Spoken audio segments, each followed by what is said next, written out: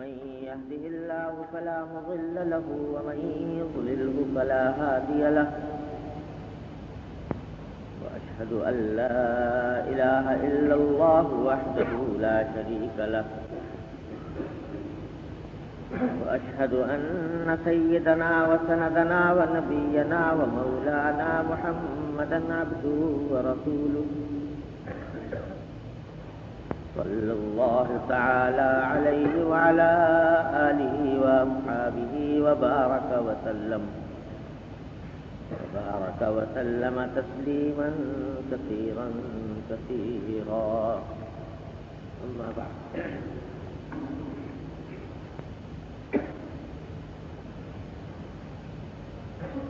عن الأغر المزني رضي الله تعالى عنه أن رسول الله صلى الله عليه وسلم قال إنه ليغان على قلبي وإني لأستغفر الله في اليوم 100 مرة.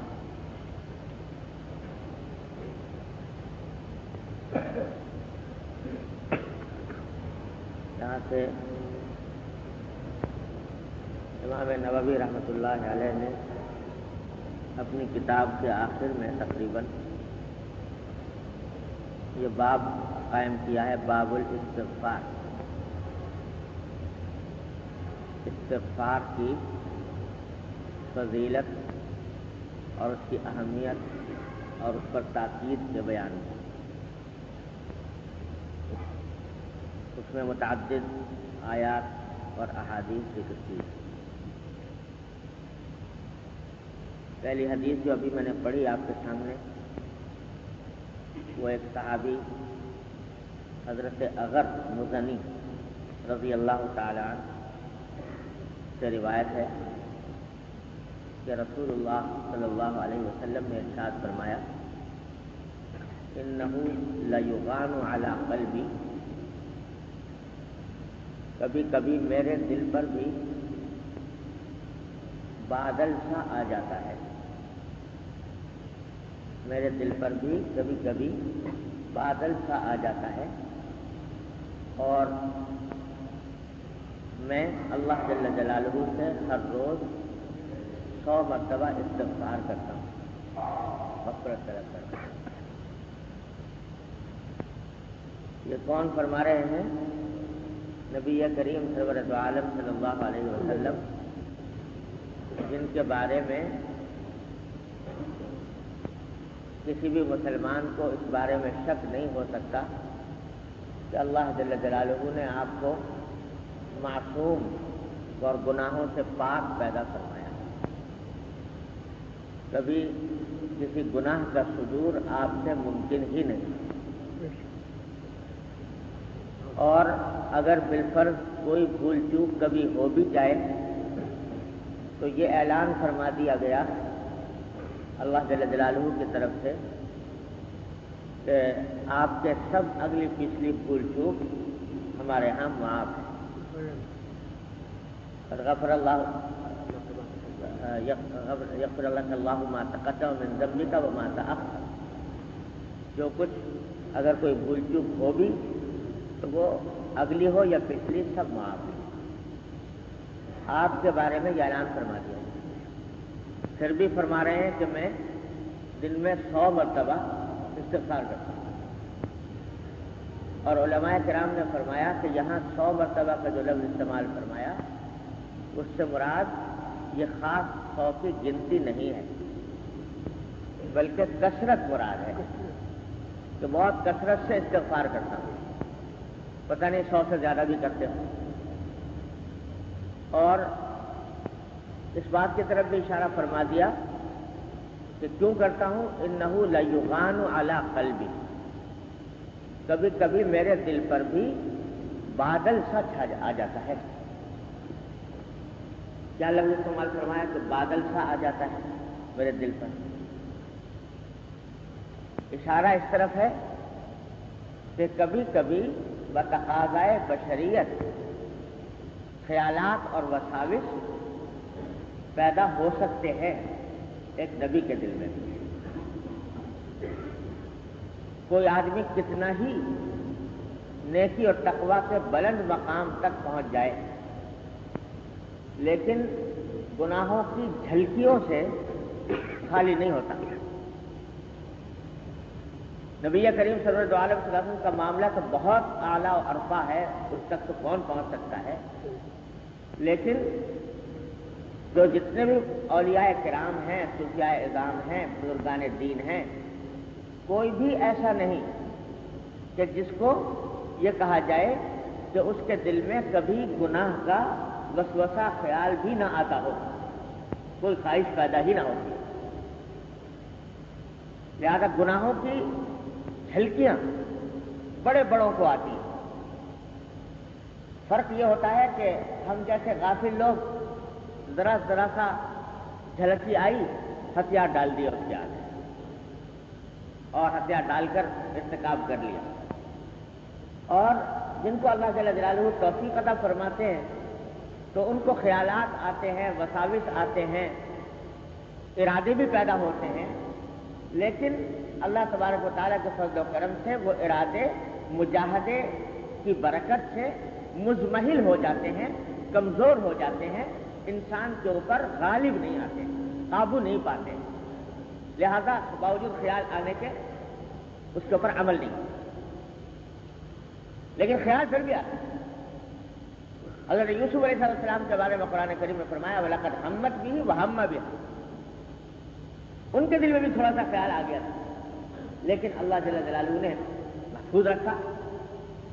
تو یہ جو اس طریق میں تصوف اور طریقت کا جو راستہ ہے، اس طریق میں یہ نہ سمجھو کہ رذائل اور گناہوں کا بالکلیہ ازالہ ہو جائے گا، کہ دل میں خیال ہی نہ آئے، بالکلیہ ازالہ نہیں ہوتا، صرف یہ ہے کہ گناہوں کے تقاضے مشق کرنے سے، مجاہدہ کرنے سے مغلوب ہو جاتے ہیں، مزمحل ہو جاتے ہیں، اور ان کا مقابلہ آسان ہو جاتا ہے، جبکہ شروع میں وہ غالب آئے ہوئے ہوتے ہیں انسان کے اوپر۔ تو بڑی سے بڑی کامیابی اس طریق میں یہ ہے کہ وہ تقاضے کمزور پڑ جائیں، انسان کے اوپر غالب نہ آنے پائیں۔ یہ خیال کرنا کہ آئے گا ہی نہیں کبھی خیال، یہ محال ہے، یہ نہیں ہو سکتا۔ اللہ جل جلالہ نے انسان کے دل میں گناہ کا ایک داعیہ پیدا فرمایا ہے، فَأَلْهَمَهَا فُجُورَهَا وَتَقْوَاهَا، قرآن کریم کا ہے کہ ہم نے دل میں الہام کیا فجور کو بھی اور تقویٰ کو بھی، گناہ کا تقاضا بھی دل میں پیدا کیا اور تقویٰ کا تقاضا بھی پیدا کیا۔ یہی تو سارا امتحان ہے۔ اگر گناہ کا تقاضا بالکلیہ مٹ جائے، فنا ہو جائے، زائل ہو جائے، باقی ہی نہ رہے، تو انسان کا کمال کیا ہوا؟ اگر وہ گناہ سے بچ گیا تو کمال کیا ہوا؟ پھر تو کوئی لڑائی تو ہوئی نہ نفس سے نہ شیطان سے، تو مارے گا تو کوئی پیش آیا نہیں۔ جنت کس بات کی؟ جنت تو انعام ہی اس بات کا ہے کہ دل میں تقاضے بھی پیدا ہو رہے ہیں، داعیے بھی آ رہے ہیں، محرکات اٹھ رہے ہیں، لیکن انسان ان کو شکست دے کر، ان کو ڈھا کر، پھر اللہ جل جلالہ کے خوف سے، اللہ جل جلالہ کی عظمت اور خشیت سے ان داعیوں کے اوپر عمل نہیں کرتا، تب ہوتا ہے کمال۔ یہی ہے شیخ سعدی رحمۃ اللہ علیہ فرماتے ہیں، کیا اچھی بات فرمائی کہ وقت پیری گرگ ظالم میں شود پرہیزگار، وقت پیری گرگ ظالم میں شود پرہیزگار، در جوانی توبہ کردن شیوائے پیغمبری، کہ بڑھاپے میں تو ظالم بھیڑیا بھی پرہیزگار بن جاتا ہے، نہ منہ میں دانت نہ پیٹ میں آنت، وہ طاقت ہی نہیں گناہ کرنے کی، ظلم کرنے کی، پرہیزگار نہیں بنے گا تو کیا ہوگا؟ لیکن یہ در جوانی توبہ کردن شیوائے پیغمبری، پیغمبروں کا طریقہ، پیغمبروں کا شیوا یہ ہے کہ جوانی میں آدمی توبہ کرے، جبکہ قوت ہے، طاقت ہے، گناہ کا داعیہ بھی شدت سے پیدا ہوتا ہے، اس کے مواقع بھی میسر ہیں اور اس کی اہلیت اور صلاحیت بھی پوری موجود ہے، پھر اللہ کے خوف سے، اللہ کی خشیت سے آدمی گناہ سے بچ جائے، یہ ہے شیوائے پیغمبر۔ تو اس واسطے یہ جو بعض لوگ کہتے ہیں کہ صاحب کوئی ایسی نگاہ ڈال دے کوئی اللہ والا کہ بس گناہ کا دائیا ہی دل سے مٹ جائے، تو یاد رکھو ایسا کبھی بھی نہیں ہوگا. کسی میں طاقت نہیں ہے کہ ایسی نگاہ ڈال دے اور اس نگاہ ڈالنے کے نتیجے میں گناہ کا تقاضا دائیا مٹ جائے، ختم ہو جائے. یہ نہیں ہوگا. جو شخص اس خیال میں ہے وہ دھوکے میں ہے. یہ لوگوں میں بڑے مشہور ہوتا ہے کہ کسی اللہ والے کے پاس جائیں تو اس کے وہ ایسی توجہ ڈال دے، ایسا گلے سے لگا دے، سینے سے لپٹا لے کہ سینے سے اپنے انوار جو ہے منتقل کر دے دوسرے کی طرف، اور اس کے نتیجے میں گناہ کا حصہ پاک ہو جائے. یاد رکھو ایسا اگر ایسا ہوتا تو پھر کوئی دنیا میں کافر باقی نہ رہتا. اس طرح اگر یہ تصرفات کے ذریعے سب مسلمان ہو جاتے، ساری دنیا مسلمان ہو جاتی. ہمارے حضرت حکیم الامت مولانا تھانوی قدس اللہ علیہ وسلم، اللہ تعالیٰ ان کے درجات بلند فرمائے. ایک مرتبہ ایک صاحب حاضر ہوئے اور حضرت نے کچھ نصیحت فرما دی، نصیحت بھی فرما دی. تو پھر چلتے ہوئے کہنے لگے کہ حضرت مجھے تو آپ اپنے سینے میں سے کچھ عطا فرما دیں. مطلب یہ تھا کہ سینے میں سے کوئی نور نکلے گا اور وہ ہمارے سینے میں داخل ہوگا اور اس کے نتیجے میں یہ سب گند کٹ جائے گی. اپنے سینے میں سے کچھ عطا فرما دیں. اور تو فرمایا بھائی سینے میں سے کیا عطا فرماؤں؟ سینے میں تو بلغم ہے، سینے میں تو بلغم ہے، بلغم چاہیے تو لے لیں. تو یہ جو دماغ میں خیال پیدا ہوتا ہے کہ صاحب وہ نگاہ پڑے گی اور سینے سے لگ جائیں گے، کسی کا تصرف ہوگا اور وہ سب رذائل دور ہو جائیں گے، تب یہ خیال است و بحال است. ہاں یہ ضرور ہوتا ہے بزرگوں کی نگاہ میں اللہ جل جلالہ نے بزرگوں کے قرب میں، بزرگوں کی صحبت میں اللہ جل جلالہ نے یہ تاثیر ضرور عطا فرمائی ہے کہ اس کے ذریعے انسان کے سوچ اور اس کی فکر کا رخ بعض اوقات بدل جاتا ہے، اور اس کے نتیجے میں سوچ کا رخ کا بدل جانے کے نتیجے میں پھر آدمی چل پڑتا ہے راستے کے اوپر، لیکن جو کچھ کرے گا خود ہی. یہ مت سمجھو کہ اس کے تصرف سے کچھ بڑا پار ہو جائے گا. کرنا خود ہی پڑے گا، اپنے اختیار سے کرنا ہوگا، اپنے فعل سے آگے کرنا ہوگا. تو یہ نہیں ہے کہ نظر پڑ جائے. تو خیر عرض یہ کر رہا تھا کہ گناہوں کا بالکل خیالات کا، وساوس کا، خطرات کا، گناہوں کے ارادوں کا بالکل ازالہ نہیں ہو سکتا. کسی بڑے سے بڑے مقام تک پہنچ جائے آدمی نہیں ہو سکتا. ہاں مزمحل کمزور ہو جائے. اسی واسطے یہ بھی فرمایا کہ کوئی آدمی کسی بزرگ کے صحبت میں رہا صدیوں، یعنی سارا سال، اور اللہ تعالیٰ نے اس کی تکمیل بھی فرمائی. یعنی یہ کہ جو بزرگوں سے حاصل کرنے والی چیز ہے وہ حاصل بھی ہو گئی، دل میں خشیت پیدا ہو گئی، تقویٰ حاصل ہو گیا، نسبت مع اللہ، تعلق مع اللہ حاصل ہو گیا. اس کے بعد بھی انسان کو ہر قدم پر اپنی نگرانی رکھنی پڑتی ہے. یہ نہیں کہ صاحب بن گئے اب شیخ اور کسی نے بڑے نے اجازت بھی دے دی، یہ بھی ہو گیا، اب جناب غافل ہو گئے، کبھی ہم تو پہنچ گئے مقام تک، اب اس کے بعد ہمارا شیطان نفس کچھ نہیں بگاڑ سکتا. ایسا نہیں ہے. وہ اس شیخ کی برکت سے یہ ضرور ہوا کہ وہ کمزور پڑ گیا داعیہ، لیکن نگرانی ہر وقت رکھنی پڑتی ہے کہ کسی وقت بھی یہ جو داعیہ ہے یہ آدمی کو زندہ ہو کر پھر پریشان کر سکتا ہے، خرابی میں ڈال سکتا ہے. اس لیے فرمایا کہ اندری راہ می تراشو می خراش، اندری راہ می تراشو می خراش، تا دمے آخر دمے فارغ مباش، تا دمے آخر دمے فارغ مباش. آخری سانس آنے تک کسی وقت بھی فارغ ہو کر غافل ہو کر مت بیٹھ. کسی وقت بھی یہ نفس انسان کو دھوکہ دے سکتا ہے. اللہ مولانا رومی رحمۃ اللہ علیہ نے ایک قصہ لکھا ہے مثنوی میں. فرماتے ہیں کہ ایک لکڑہارا تھا، وہ لکڑیاں کاٹا کرتا تھا، تو لکڑیاں کاٹ کے لاتا اور لا کے بیچا کرتا تھا. تو ایک مرتبہ جنگل سے وہ لکڑیاں کاٹ کے لایا تو اس لکڑیوں میں کہیں ایک سانپ لپٹ کے آ گیا. سانپ جو تھا بالکل لپٹ کے آ گیا. خیال نہ ہوا کہ لکڑیوں میں سانپ بھی آ گیا ہے. جب گھر لا کے دیکھا تو لکڑیوں کے ساتھ ایک سانپ لیکن تھا بالکل مردہ، حرکت ہی نہیں تھی.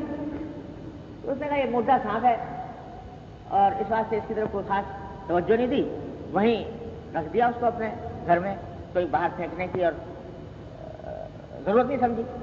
وہ مردہ سانپ ہے، کیا نقصان پہنچائے گا. کہتے ہیں رات کو جب لا کے رکھا وہاں تو گھر میں گرمائی ہوئی، وہ گرمائی ہوتے ہوتے اس کے اندر حرکت پیدا ہو گئی، اور حرکت پیدا ہو کر اس نے چلنا شروع کر دیا، اور پھر یہاں تک کہ آگے بڑھ کے وہ لکڑہارا غافل تھا، لیٹا ہوا تھا، جا کر اس لکڑہارے کو ڈس لیا. تو ڈس لیا. اب وہ لوگ پریشان کہ یا اللہ یہ سانپ تو مردہ تھا، اچانک کہاں سے زندہ ہو گیا اور آ کر اسے ڈس لیا. تو مولانا رومی رحمۃ اللہ علیہ فرماتے ہیں کہ نفس کا بھی انسان کے یہی حال ہے.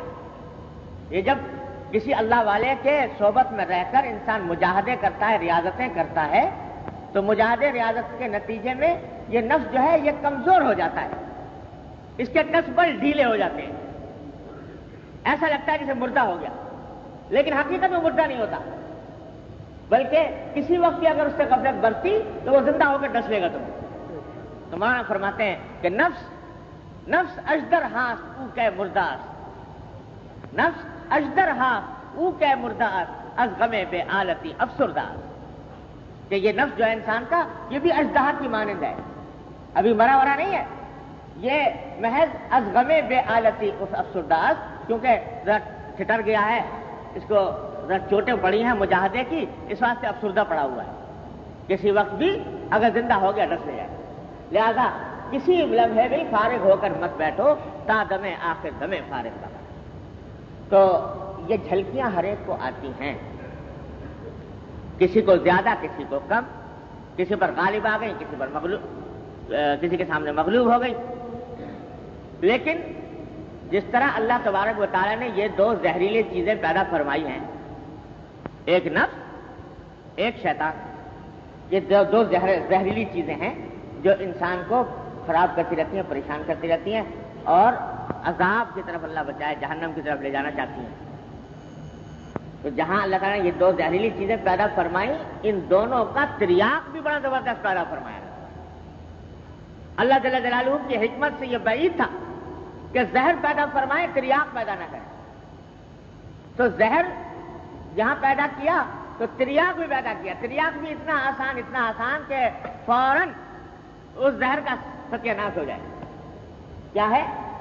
استغفار. وہ تریاق ہے استغفار. جب کبھی یہ سانپ تم کو ڈسے یا ڈسنے کا اندیشہ ہو، بس یہ تریاق استعمال کرو، استغفر اللہ ربی من کل ذنب واتوب الیہ. یہ ایسا استریاق اللہ نے پیدا کر دیا کہ فوراً اس کا علاج ہو. اللہ نے جب بھی کوئی بیماری پیدا کی اس کا علاج ہی پیدا کیا.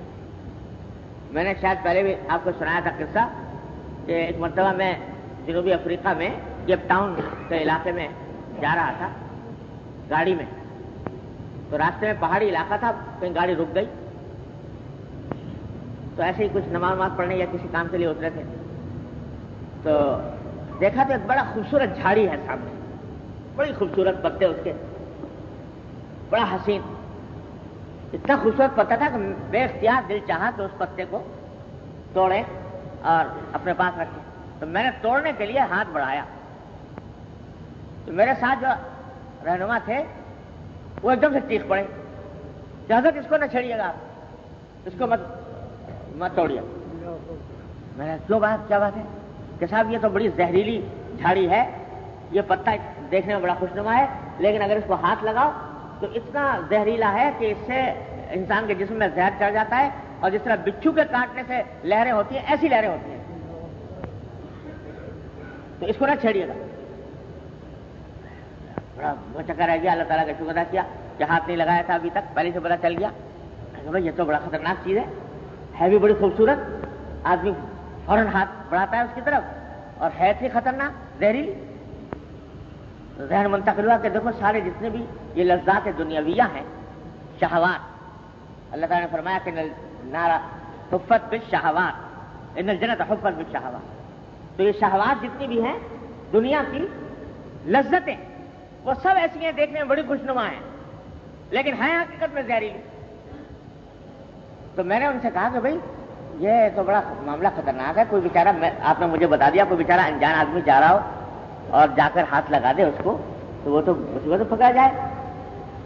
تو اس کے بعد انہوں نے اس سے زیادہ عجیب بات بتائی، کہنے لگے صاحب ہے تو واقعی خطرناک بہت، لیکن اللہ تعالیٰ کی قدرت کا بھی عجیب کرشمہ ہے کہ جہاں کہیں یہ جھاڑی ہوتی ہے یہ زہریلی، تو اس کی جڑ میں لازماً ایک اور پودا ضرور ہوتا ہے۔ اگر کسی کا ہاتھ لگ جائے اور اس کے اوپر وہ زہر چڑھ جائے تو اس کا فوری علاج یہ ہے کہ وہ جو نیچے اگی ہوئی جھاڑی ہے اس کو ہاتھ لگا دے، فوراً تریاق ہو جائے گا، اس زہر جاتا رہے گا۔ انہوں نے دکھائی مجھے کہ وہ دیکھے یہ جڑ کے اندر ہوئی ہے، جہاں کہیں یہ زہریلی جھاڑی ہوگی نیچے ضرور یہ پودا ہوگا، اس کو ہاتھ لگاؤ، زہر چڑھا فوراً اس کو ہاتھ لگا لو، زہر اتر دو، یہ تریاق پیدا کرتا ہے۔ تو میں نے کہا بھائی دیکھو اللہ جل جلالہ کی حکمت، تو پورا نقشہ ہے یہ ہمارے گناہوں کا اور استغفار کا، کہ جہاں بھی کہیں یہ زہر چڑھے گناہ کا فوراً اللہ تبارک و تعالیٰ نے بتا دیا کہ یہ تریاق استعمال کرو، استغفر اللہ ربی من کل ذنب واتوب الیہ، استغفار کرو۔ تو بلکہ ہمارے حضرت اللہ تعالیٰ ان کے درجات بلند فرمائے، حضرت ڈاکٹر صاحب صلی اللہ علیہ وسلم عجیب بات ارشاد فرما دیتے کہ دیکھو بھائی انسان جو ہے نا یہ اس میں تو گناہ کی صلاحیت رکھی گئی نا، باقاعدہ گناہ کی صلاحیت انسان میں رکھی گئی، تب بھیجا گیا۔ جن میں نہیں تھی صلاحیت گناہ کی ان کو دنیا میں خلیفہ بنانے کا اہل بھی قرار نہیں دیا۔ فرشتے تھے نا، ان کے اندر گناہ کی صلاحیت نہیں، اہلیت نہیں، تو کہا تم خلافت کے بھی اہل نہیں، تم یہیں پر اللہ اللہ کرو آسمانوں میں ملائے اعلیٰ میں۔ انسان کو خلیفہ بنایا، اس واسطے بنایا کہ اس کے اندر گناہ کی اہلیت صلاحیت تھی، اور جب دنیا میں بھیجنے لگے تو دنیا میں بھیجنے سے پہلے ایک غلطی کروائی نمونے کے طور پہ، ریہرسل۔ یہ دنیا میں بھیجنے سے پہلے وہیں جنت میں یہ ایک غلطی بطور مشق کے کروائی گئی۔ کہا تھا کہ بھائی اس درخت کو مت کھانا، یہ درخت جو ہے یہ منع ہے تمہارے لیے، ساری جنت کی نعمتیں تمہارے لیے حلال ہیں، بس اس کے پاس مت پھٹکنا، اس کو مت کھانا۔ اب جناب وہ پہنچ گئے حضرت شیطان صاحب اور انہوں نے بہکا دیا، بہکانے کے بعد کھا لیا، غلطی ہو گئی، یہ غلطی کروائی گئی۔ ارے کوئی کام دنیا میں اللہ جل جلالہ کی مشیت کے بغیر ہو سکتا ہے؟ اللہ جل جلالہ نے یہ غلطی کروائی اور کروانے کے بعد کیا کیا؟ اوہو، ندامت، شکستگی، بڑی واماندگی کہ یا اللہ ہم سے کیا غلطی ہو گئی، کیا ہو گیا، پریشانی، ندامت جب ہوئی تو اسے سکھایا، کیا سکھایا؟ کہ تلقى آدم من ربه کلمات، آدم علیہ السلام کو سکھایا کہ اچھا یہ کلمات کہو، کون سے؟ ربنا ظلمنا انفسنا وان لم تغفر لنا وترحمنا لنكونن من الخاسرین۔ تو قرآن میں باقاعدہ بتایا گیا کہ ہم نے سکھائے یہ کلمات، اللہ تعالیٰ نے سکھائے، بغیر سکھائے بھی تو معاف کر دیتے نا۔ ان کے قدرت میں تو یہ بھی تھا کہ نہیں تھا کہ آدمی کو یہ کلمات کہے بغیر معاف کر دیتے کہ ہم نے چلو معاف کر دیا تو جاؤ چھٹی، نہیں، سکھائے، یہ کہو ربنا ظلمنا انفسنا وان لم تغفر لنا وترحمنا لنكونن من الخاسرین۔ یہ کلمات سکھائے تو کیوں سکھائے؟ حضرت ہمارے فرما دیتے کہ یہ ساری بس یہیں پہ کرا دی کہ دنیا میں یہ ہونا ہے، جاؤ گے تم، دنیا میں یہ ہونا ہے کہ شیطان آئے گا، نفس آئے گا، کبھی کوئی غلطی کرائے گا، کبھی کوئی غلطی کرائے گا، تو ہم تمہیں جب یہ بتا رہے ہیں کہ یہ زہر ہم نے پیدا کیا ہے، تو جب تک یہ تریاق ساتھ نہیں لے کے جاؤ گے اس وقت تک زندگی دنیا میں صحیح نہیں گزار جاتے رہو خلیفہ بن کر۔ ابھی خلافت کا تاج تمہارے سر پر نہیں رکھا جا سکتا، پہلے غلطی کرو، جب غلطی کی تو اس کے بعد کہا گیا کہ یہ استغفار کرو۔ غلطی اور استغفار جب دونوں چیزیں سکھا دی تو کہا اب جاؤ اہبطوا منہا جمیعا، اب جاؤ نیچے، اہبطوا منہا جمیعا، نیچے جاؤ، نیچے جا کر وہاں پر یہ سب نقشہ آئے گا تمہارے سامنے، یہ جو جس نے تم کو یہاں بہکایا تھا وہاں بھی بہکائے گا، جو خیالات یہاں آئے تھے وہاں پر بھی آئیں گے، لیکن اگر کبھی ڈسے تو فوراً वही काम करो जो तुम्हें सिखाया गया, रब्बना ज़लमना अंफुसना व इन लम तग़फिर लना व तरहमना लनकूनन्ना मिनल ख़ासिरीन, ये इस्तिग़फ़ार करो। तो जब दुनिया में भेजा तिर्याक दे के भेजा, ऐसा तिर्याक जिसको हासिल करने में कोई मशक्कत नहीं, कोई मेहनत नहीं, फौरन ज़बान से आदमी इस्तिग़फ़ार पढ़ ले तो इंशाअल्लाह ताला माफी का रास्ता निकल आएगा। तो ये ऐसी अजीब गरीब चीज है इस्तिग़फ़ार। यहां ये भी अर्ज कर दूं कि देखिए दो लफ्ज होते हैं, एक होता है, एक है तौबा और एक है इस्तिग़फ़ार। दोनों लफ्ज इस्तेमाल होते हैं ना। तौबा असल चीज तौबा है और इस्तिग़फ़ार उसकी तरफ जाने वाला एक रास्ता है। तौबा जो होती है, जैसा कि आपने सुना होगा, तीन चीजों का मजमुआ होती है तौबा। जब तक तीन चीजें ना हो तो तौबा कामिल नहीं होती। एक तो ये कि जो गलती हुई, जो गुनाह हुआ, उसके ऊपर नदामत, शर्मिंदगी कि हमसे ये गलती हो गई, पशेमानी उसके ऊपर, दिली शकस्तगी, नदामत। दूसरी चीज कि जो गलती हो गई उसको फिलहाल फौरन तर्क कर दे, छोड़ दे, कि जो हो गई पिछली हो गई लेकिन अब नहीं करना, हाल में उसको छोड़ देना। और आइंदा के लिए अज़्म कामिल, आइंदा वापस नहीं जाऊंगा इसकी बात। ये तीन चीजें मुकम्मल हों तो तौबा बनती है।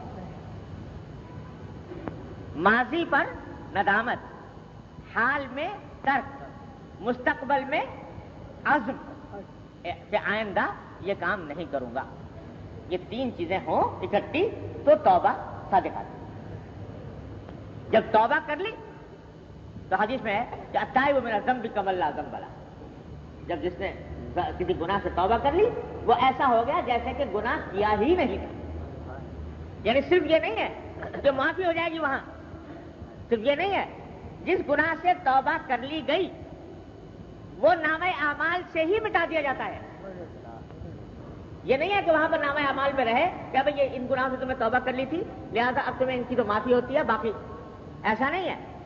अल्लाह ताला की रहम देखो, करम देखो कि वो जब तौबा कर लेता है कोई बंदा तो उसके नामे आमाल से ही मिटा देते हैं।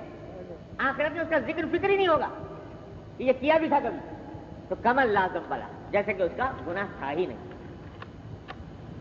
बल्कि मैंने अपने शेख से सुना रहमहुल्लाह ताला, यानी खुद किसी किताब में नहीं पढ़ा, शेख से सुना है कि फरमाते हैं कि जब अल्लाह ताला ने दो फरिश्ते मुकर्रर कर रखे हैं, किरामन कातिबीन जिनको कहा जाता है, इंसान की नेकियां भी लिखते हैं और बुराइयां भी लिखते हैं। तो अगर कोई बंदा कोई नेक अमल करता है तो जो नेकी लिखने वाला फरिश्ता है वो झट लिख लेता है उसको फौरन, यानी उसमें ताखीर नहीं करता लिखने में। तो ये नेकी वाला फरिश्ता जो होता है ना दाईं जानिब, और बदी लिखने वाला फरिश्ता बाईं जानिब, दो फरिश्ते होते हैं। अल्लाह जल्ला जलालुहू ने इनमें से दाएं वाले को बाएं वाले का अमीर बनाया। अल्लाह ताला का हुक्म है जहां भी कहीं दो आदमी हो तो उनमें से एक आदमी अमीर बने हो, दूसरा मामूर हो।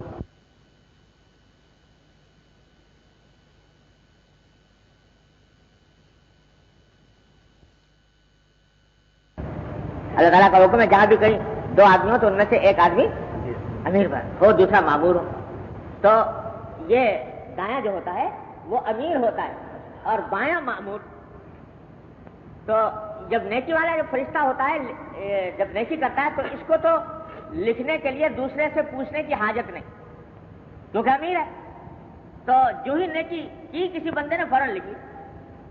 बायां वाला जो है वो उसका मातहत, तो मातहत होने की वजह से जब कोई बंदा कोई गुनाह करता है या गलती करता है तो ये बायां वाला फरिश्ता जो है वो अपने अमीर से पूछता है दाएं वाले से कि लिख लूं, ये इसने गुनाह किया है, ये गलती हुई है, इससे लिख लूं।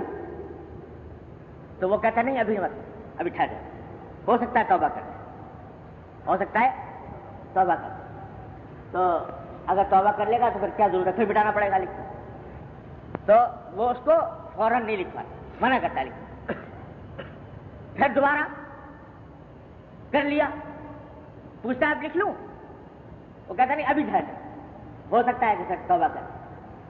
جب تیسری مرتبہ پوچھتا ہے اور پھر بھی بندہ توبہ نہیں کرتا، تب کہتا ہے کہ بھائی اب لکھ لے، اب لکھ۔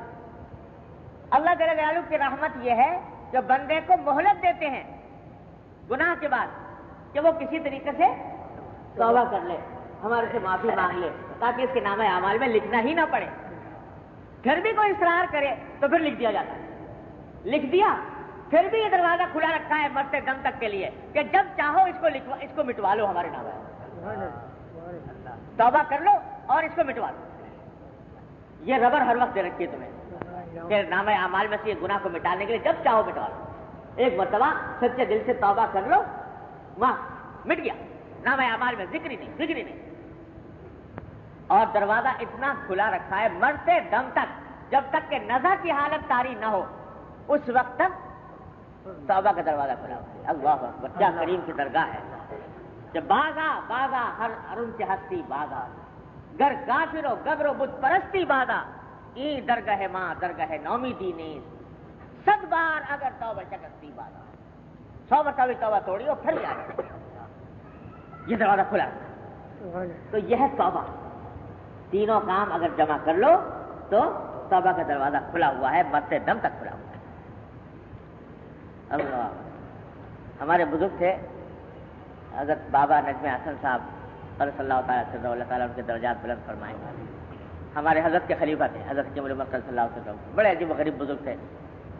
جن لوگوں نے زیارت کی ہے وہ جانتے ہیں ان کی کے مقام سے واقف ہیں۔ عجیب باتیں ارشاد فرماتے تھے، اللہ تعالیٰ نے عجیب فہم و فراست عطا فرمائی تھی۔ ایک دن میں بیٹھا ہوا تھا ان کی خدمت میں، وہ توبہ پر بیان فرما رہے ہیں کہ توبہ اتنی اچھی چیز ہے اللہ تعالیٰ نے۔ ان کے چٹکلے ہوتے تھے چھوٹے چھوٹے۔ ایک نوجوان آیا تھا، ایسے ہی بیچارہ آزاد منش قسم کا نوجوان، کسی مقصد سے آ گیا ہوگا کہیں، تو یہ اللہ والے جو ہوتے ہیں یہ ہر وقت شکار کرنے کی فکر میں رہتے ہیں۔ تو وہ آیا تو اس کو کچھ کان میں ڈالنی چاہیے بات، تو اس سے کہا کہ میاں لوگ سمجھتے ہیں دین بڑا مشکل کام ہے۔ ارے میاں کچھ بھی مشکل نہیں ہے دین، رات کو بیٹھ کے توبہ کر لیا کرو، رات کو بیٹھ کے اللہ تعالیٰ سے توبہ کر لیا کرو، بس یہ دین ہے سارا۔ اس کو یہ سمجھا رہے تھے۔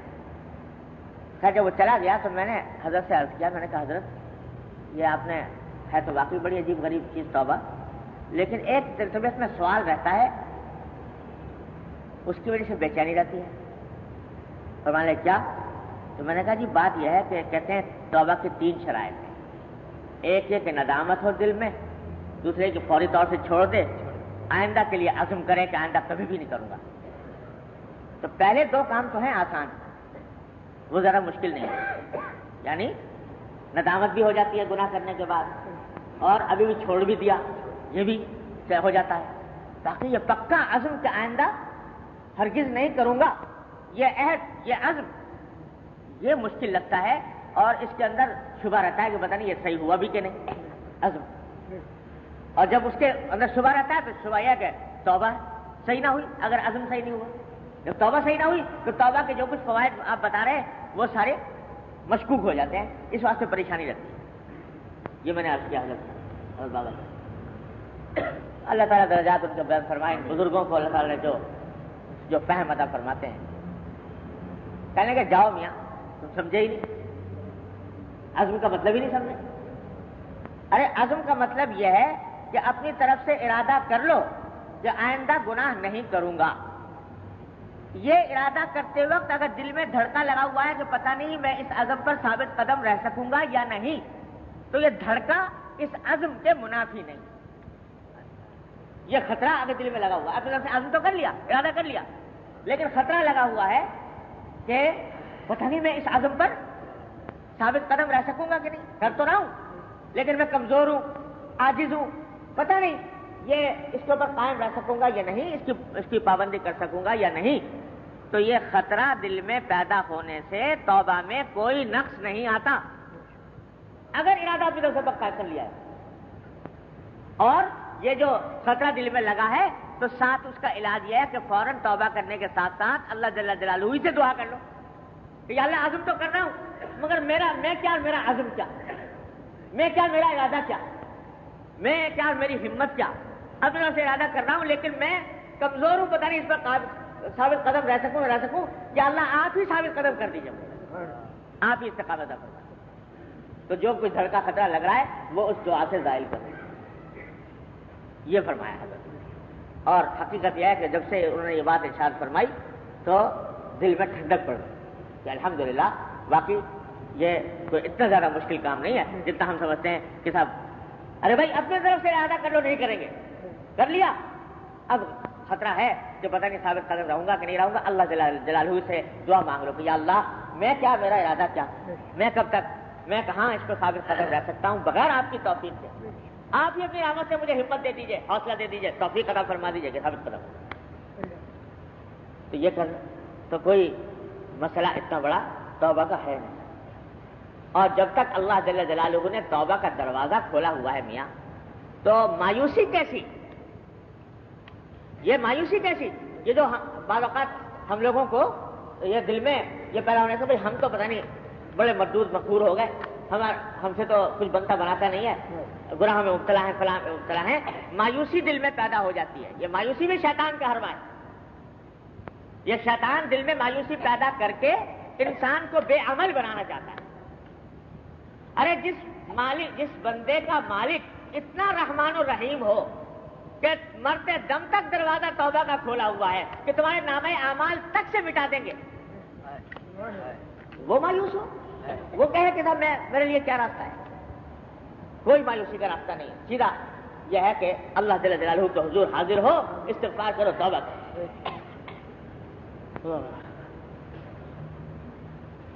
حضرت سری سقطی رحمۃ اللہ علیہ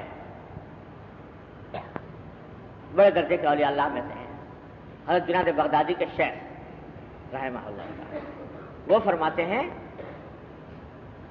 کہ دیکھو جب تک تمہیں گناہوں سے ڈر لگتا ہو، گناہوں سے ڈر لگتا ہو اور گناہ کر کے دل میں ندامت پیدا ہوتی ہو، اس وقت تک مایوسی کا کوئی جواب نہیں۔ اللہ بچائے، خطرناک بات یہ ہے کہ گناہ کا ڈر مٹ جائے اور گناہ کرنے کے بعد کوئی ندامت پیدا نہ ہو، سینہ زوری کرنے لگے انسان، اس گناہ کو سچا ثابت کرنے کی کوشش کرنے لگے، اس کی تعویلیں تلاش کرنا شروع کر دے، اللہ بچائے، وہ تو ہے خطرناک معاملہ غفلت۔ لیکن جب تک دل میں ندامت پیدا ہوتی ہے تو مایوسی کا کوئی راستہ نہیں۔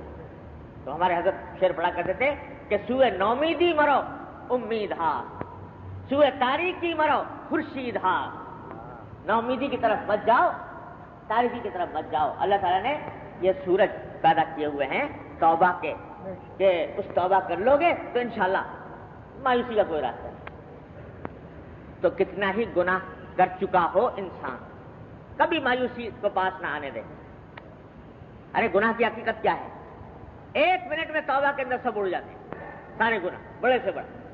وہی حضرت بابا صاحب، ہمارے حضرت بابا نجم حسن صاحب کا صلی اللہ علیہ وسلم شاعر بھی بڑے اچھے تھے، تو ان کا شعر ہم جیسے لوگوں کے لیے بڑا تسلی کا شعر ہوا کرتے ہیں۔ ان کا شعر ہے کہ دولتیں مل گئی ہیں آہوں کی، دولتیں مل گئی ہیں آہوں کی، آہیں کیا؟ یہی ندامت کی آہ، توبہ کی آہ، استغفار کی آہ۔ دولتیں مل گئی ہیں آہوں کی، ایسی تیسی میرے گناہوں کی۔ کہ جب اللہ تبارک و تعالیٰ نے یہ آہ کی دولت دے دی، اللہ جل جلالہ نے یہ نعمت عطا فرما دی کہ دل سلگ رہا ہے ندامت سے، اللہ جل جلالہ کے حضور انسان حاضر ہے اور اپنے گناہوں کی معافی مانگ رہا ہے اور ندامت کا اظہار کر رہا ہے، تو پھر یہ گناہ یہ کیا کر لیں گے ہمارا اثر؟ دولتیں مل گئی ہیں آہوں کی، ایسی تیسی میرے گناہ۔ تو اللہ تبارک و تعالیٰ نے یہ توبہ کا راستہ، استغفار کا راستہ ایسا رکھ دیا ہمارے لیے، آپ کے لیے، کہ مایوسی کا کوئی گزر نہیں۔ تو بھائی میں عرض کر رہا تھا کہ ایک تو ہے توبہ، توبہ تو یہ ہے 3 چیزوں کا مجموعہ، اس کے بغیر اگر توبہ کامل نہیں ہوتی۔ ایک ہے استغفار، استغفار جو ہے وہ عام ہے توبہ کے مقابلے میں، توبہ خاص ہے اور استغفار عام ہے۔ استغفار کے معنی ہے مغفرت کی دعا کرنا، اللہ جل جلالہ سے بخشش مانگے کہ اللہ مجھے معاف کر۔ تو حضرت امام غزالی رحمۃ اللہ علیہ فرماتے ہیں، ہم لوگوں کے لیے بڑی تسلی کی باتیں ہیں یہ سب بزرگوں کے بتائے ہوئے۔ وہ فرماتے ہیں کہ استغفار جو ہے اس کے لیے 3 شرطیں نہیں ہیں استغفار کرنے کے لیے۔ توبہ کے لیے ہے، استغفار کے لیے یہ 3 شرطیں نہیں ہیں۔ استغفار ہر حالت میں کرے انسان، جس وقت بھی کوئی غلطی ہو، کوئی شائبہ پیدا ہو، کوئی وسوسہ پیدا ہو، عبادت میں کوتاہی ہو، کسی قسم کی صورت ہو، اس میں استغفار مشروع ہے۔ استغفار کر، استغفر اللہ ربی من کل ذنب واتوب الیہ، یہ استغفار کر۔ کہنے کا منشا یہ ہے، یعنی اور آگے بڑھ کر بات کہہ رہا ہوں، اللہ تعالیٰ اس کا غلط معنی لینے سے ہم کو محفوظ رکھے، اس کا نقصان نہ پہنچے، فائدہ پہنچے۔ بات ہے صحیح لیکن نازک بات ہے۔ امام غزالی رحمۃ اللہ نے لکھی ہے، بات نازک ہے لیکن خطرناک بھی ہے اگر کوئی غلط استعمال کرے تو، لیکن ہے صحیح 100%۔ وہ فرماتے ہیں کہ دیکھو، اصل راستہ تو ہے ایک مومن کے لیے کہ توبہ کرے، اور توبہ کی وہی 3 شرطیں، ندامت بھی ہو، چھوڑے بھی، آئندہ کے لیے عزم بھی کرے۔ اصل راستہ تو وہی۔ لیکن کوئی شخص ایسا ہوتا ہے کہ اس نے بہت سے گناہ چھوڑ دیے، کوشش میں لگا ہوا ہے چھوڑنے کی، لیکن ایک آدھا گناہ ایسا رہ گیا کہ جس کو چھوڑنے پر قادر نہیں ہو پا رہا، باوجود کوشش کے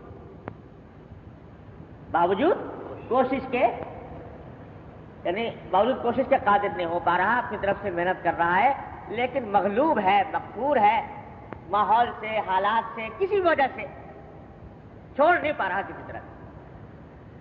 تو کیا ایسا شخص مایوس ہو جائے، نا امید ہو جائے کہ میں تو یہ چھوڑنے پر قادر نہیں ہوا، میں تو تباہ ہو گیا؟ دیکھو آج کل ایسے لوگ ہیں، مثلا میں مثال دیتا ہوں کہ بینک میں ملازم ہے، بینک کی ملازمت ہے ناجائز حرام، سود کی آمدنی، اللہ بچائے، تو حرام۔ اب بیچارہ وہ آیا، رجوع کیا، اس نے کچھ دین کی طرف مائل ہوا، اس نے بہت سارے گناہ چھوڑ دیے، کچھ نماز روزہ شروع کر دیا، دین کی طرف کام کرنا شروع کر دیا۔ اب چاہتا یہ بھی ہے کہ میں کسی طرح اس ناجائز آمدنی سے بھی بچ جاؤں، لیکن بچے ہیں، بیوی ہے، فرائض ہیں، ان کے معاش کا مسئلہ ہے، چھوڑ کے الگ ہو جائے تو خطرہ ہے کہ کہیں پتہ نہیں کیا صورتحال بنے گی، اسے چھوڑنے پر قادر نہیں ہو رہا، تلاش میں ہے کوئی دوسری ملازمت مل جائے، کوئی دوسرا روزگار مل جائے۔ میں کہا کرتا ہوں کہ ایسے آدمی کو چاہیے کہ وہ اس طرح ملازمت تلاش کرے، دوسری ایسا روزگار تلاش کرے جیسا ایک بے روزگار آدمی تلاش کرتا ہے، اس طرح تلاش کرے۔ لیکن ظاہر ہے کہ اپنے اختیار میں نہیں ہوتا، ملازمت نہیں مل رہی، تو اس کے بارے میں کیا ہے؟ کیا ایسا شخص مایوس ہو کے بیٹھ جائے کہ بالکل میں چھوڑ تو سکتا نہیں اور اس واسطے عزم بھی نہیں کر سکتا، تو میں تائب بھی نہیں ہو سکتا، تو کیا مایوس ہو جائے؟ اس کے لیے کوئی راستہ نہیں۔ امام غزالی فرماتے ہیں کہ نہیں، اس کے لیے بھی ہے راستہ، اللہ تعالیٰ نے اس کے لیے بھی راستہ ہے، اور وہ یہ ہے کہ جب تک دوسری ملازمت نہیں ملتی اور جب تک دوسرا روزگار نہیں ملتا، باوجود سنجیدگی سے کوشش کرنے کے، اس وقت تک یہ ہے کہ یہ کام جاری رکھے، لیکن ساتھ ساتھ اس کے اوپر استغفار بھی جاری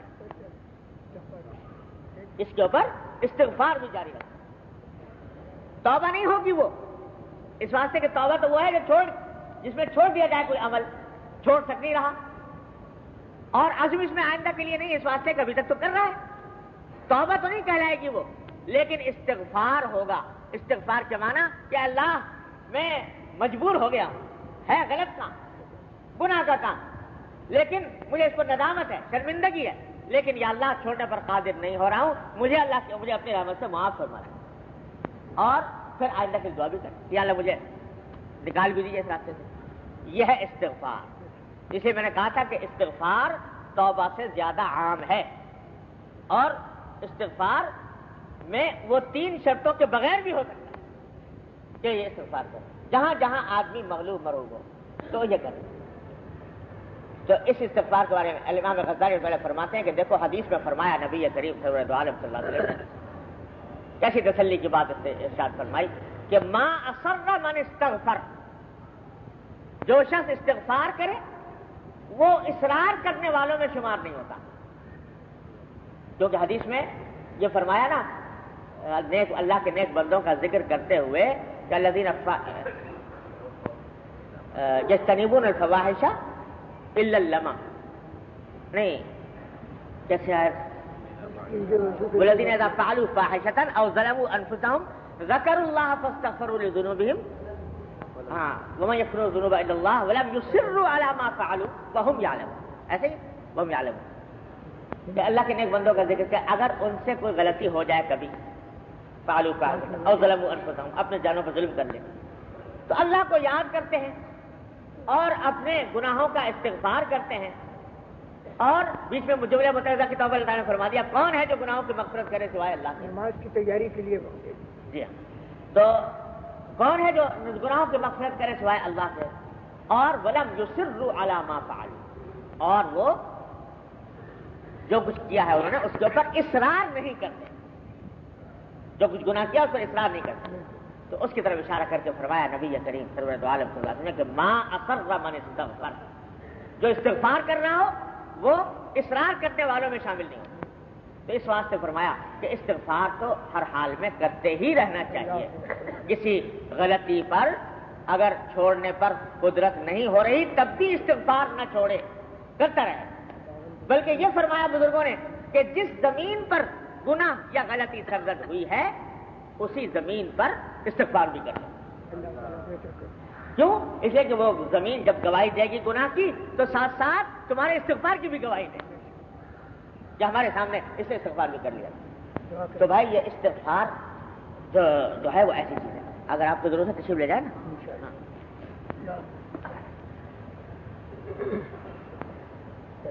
ادھر سے چلے جائیے.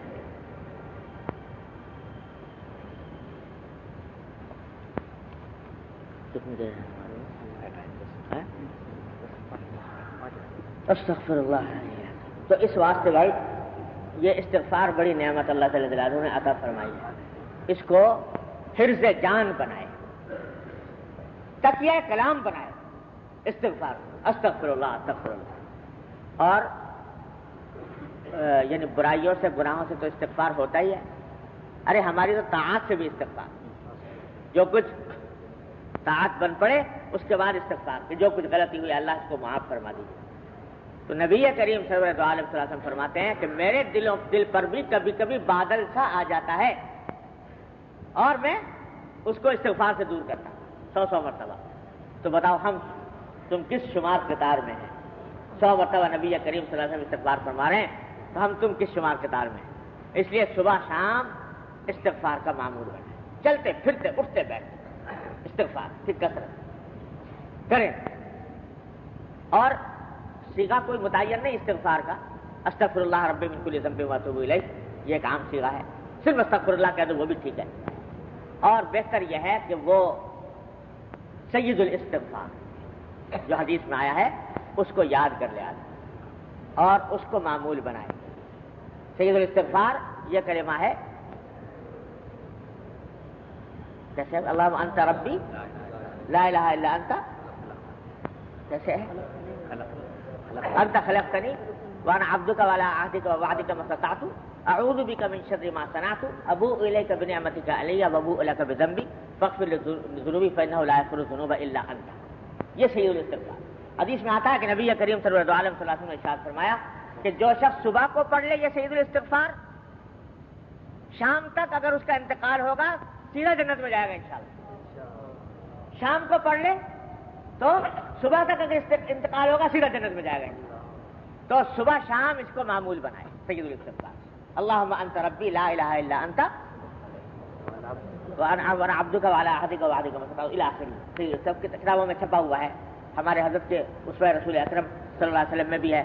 میری کتاب آسان نہیں کیا چھپی ہوئی ہے اس کے اندر بھی لکھا ہوا ہے. تو اس کو یاد کر لینا چاہیے. زیادہ مشکل نہیں ہے، لمبا نہیں ہے، چھوٹا سا ہے. اور صبح شام اپنے معمولات میں اس کو شامل کریں. بلکہ میں تو کہتا ہوں کہ ہر نماز میں، نماز کے بعد یہ سید الاستغفار پڑھ لینا چاہیے، ایک دفعہ پڑھ لینا کافی انشاءاللہ۔ تو یہ کم از کم ایک مرتبہ پڑھ لیا کرے ہر نماز کے بعد۔ اللہ تبارک و تعالیٰ جب حضور اقدس نبی کریم صلی اللہ علیہ وسلم نے فرمایا سید الاستغفار، اتنا بڑا لقب دیا اس کو کہ تمام استغفارات کا سردار ہے یہ، تو اللہ تبارک و تعالیٰ نے جب یہ کلمات اپنے نبی کو سکھائے اور نبی اپنی امت کو سکھا رہا ہے کہ جن کلمات سے استغفار کیا کرو، ارے تو کچھ منظوری ہوگا اللہ تبارک و تعالیٰ کو ان کلمات کے پیچھے کہ اللہ تبارک و تعالیٰ نوازنا ہی چاہتے ہیں، انشاءاللہ مغفرت کرنا چاہتے ہیں، اس کو اپنے معمولات میں شامل کر لیا جائے۔ اللہ تبارک و تعالیٰ مجھے بھی توفیق دے، آپ حضرات کو بھی توفیق عطا فرمائے، انشاءاللہ باقی اللہ نے توفیق دی تو آئندہ اللهم صل على محمد وعلى ال محمد كما صليت على ابراهيم وعلى ال ابراهيم انك حميد مجيد ربنا ظلمنا انفسنا وان لم تغفر لنا وترحمنا لنكونن من الخاسرين ربنا ظلمنا انفسنا وان لم تغفر لنا وترحمنا لنكونن من الخاسرين ربنا ظلمنا انفسنا وان لم تغفر لنا وترحمنا لنكونن من الخاسرين ربنا آتنا في الدنيا حسنة وفي الآخرة حسنة وقنا عذاب النار یا ارحم الراحمین اپنے فضل و کرم اپنی رحمت سے ہمارے تمام گناہوں کو معاف کر، یا اللہ ہمارے چھوٹے بڑے اگلے پچھلے خفیہ علانیہ ہر طرح کے گناہوں کو معاف کر، یا اللہ ہمیں سیدھے راستے پر چلنے کی توفیق عطا فرما، یا اللہ اپنی رحمت سے اتباع سنت کی توفیق عطا فرما، یا اللہ ہر طرح کے شر فتنے سے حفاظت فرما، یا اللہ گناہوں سے معصیتوں سے منکرات سے ہمارے گھر والوں متعلقین احباب سب کی حفاظت فرما، یا اللہ جو گناہ ہم سے ہو گئے ہیں اپنی رحمت سے ان کی مغفرت فرما، یا اللہ ان پر توبہ کی توفیق عطا فرما، یا اللہ آئندہ ان سے بچنے کی توفیق عطا فرما، یا ارحم الراحمین اپنے فضل و کرم سے تمام حاضرین اور حاضرات کو ان کے تمام جائز مقاصد میں کامیابی عطا فرما، یا اللہ سب کی پریشانیوں کو دور فرما، سب کی مشکلات کو آسان فرما، یا اللہ ہمیں جو لوگ بیمار ہیں ہمیں شفا کامل و عاجل عطا فرما، جو مقروض ہیں ان کے قرضے کی ادائیگی کا سامان فرما، یا اللہ جو کسی گناہ میں مبتلا ہے اپنی رحمت سے ان کو گناہوں سے چھٹکارا عطا فرما، یا اللہ اپنی رحمت سے جو لوگ تنگدست ہیں ان کی تنگدستی کو دور فرما، یا اللہ ساری جائز حاجات کو اپنے فضل و کرم سے پورا فرما، یا اللہ جن لوگوں نے ہم سے دعا کے لیے کہا ہے اپنی رحمت سے ان سب کی دلی مرادوں کو پورا فرما۔ اللهم انا نسألك من خير ما سألك منه عبدك ونبيك محمد صلى الله عليه وسلم ونعوذ بك من شر ما استعاذ منه عبدك ونبيك محمد صلى الله عليه وسلم ربنا تقبل منا انك انت السميع العليم وتب علينا انك انت التواب الرحيم وصلى الله تعالى على خير خلقه محمد واله وصحبه اجمعين آمين برحمتك يا ارحم۔ ونعوذ بالله من شرور انفسنا ومن سيئات اعمالنا من يهده الله فلا مضل له ومن يضلله فلا هادي له وأشهد أن لا إله إلا الله وحده لا شريك له وأشهد أن سيدنا وسندنا ونبينا ومولانا محمدا عبده ورسوله صلى الله تعالى عليه وعلى آله وأصحابه وبارك وسلم تسليما كثيرا أما بعد عن أبي هريرة رضي الله تعالى عنه قال قال رسول الله صلى الله عليه وسلم والذي نفسي بيده لو لم تذنبوا لذهب الله تعالى بكم ولجاء بقوم يذنبون فيستغفرون الله تعالى فيغفر لهم رواه مسلم۔ یہ حضرت ابو ہریرہ رضی اللہ تعالیٰ عنہ سے روایت ہے کہ رسول اللہ صلی اللہ علیہ وسلم نے ارشاد فرمایا کہ قسم اس ذات کی جس کے ہاتھ میں میری جان ہے۔ یہ خاص انداز تھا نبی کریم صلی اللہ علیہ وسلم کے قسم کھانے کا، اور جس بات پر زور دینا ہوتا اور تاکید کے ساتھ اہتمام کے ساتھ بیان کرنا ہوتا تو قسم کھاتے، اور قسم بھی ان الفاظ کے ساتھ کہ قسم اس ذات کی جس کے ہاتھ میں میری جان ہے۔ لو لم تذنبوا کہ اگر تم گناہ نہ کرو بالکل تو لذهب اللہ تعالی بکم تو اللہ تعالی تمہارا وجود ختم کر دے، اور ایسے لوگوں کو پیدا کرے جو گناہ کریں پھر استغفار کریں پھر اللہ تعالیٰ ان کی مغفرت. یہ ارشاد فرمایا کہ اگر انسان گناہ کرنا بالکل چھوڑ دیں، اور چھوڑنے سے مراد یہ ہے کہ ان میں صلاحیت ہی گناہ کرنے کی باقی نہ رہے، تو اللہ تبارک و تعالیٰ پھر دوسری مخلوق پیدا کرتا ہے کہ جو جس سے غلطی ہو اور غلطی کے بعد پھر وہ استغفار کرے اور اللہ تعالیٰ اس کی مغفرت کرے. اشارہ اس بات کی طرف کر دیا کہ اگر مقصود یہ ہوتا انسان کے تخلیق سے کہ ایسی مخلوق پیدا ہو کہ جس کے اندر گناہ کرنے کی صلاحیت ہی نہ ہو، تو پھر انسان کو پیدا کرنے کی ضرورت نہیں تھی، فرشتے ہی کافی تھے. فرشتے پہلے سے موجود تھے اور وہ ایسی ہی مخلوق ہے کہ وہ طاعت اور عبادت میں ہی لگی رہتی ہے ہر وقت، اور اللہ تعالیٰ کی تسبیح و تقدیس ہی کرتی رہتی ہے. اس میں گناہ کرنے کی صلاحیت ہی نہیں، اگر کرنا چاہے گناہ تو بھی نہیں کر سکتے، ایسی مخلوق ہے. تو اگر ایسی مخلوق پیدا کرنا منظور ہوتا کہ جس میں صلاحیت گناہ کی ہو ہی نہیں، تو پھر انسان کو پیدا کرنے کی حاجت نہیں تھی، فرشتے ہی اس کے لیے کافی تھے. لیکن انسان کو تو پیدا ہی اس لیے کیا گیا کہ یہ ایک ایسی مخلوق ہے جس میں گناہ اور نیکی دونوں کی صلاحیتیں اللہ جل جلالہ نے ودیعت فرمائی.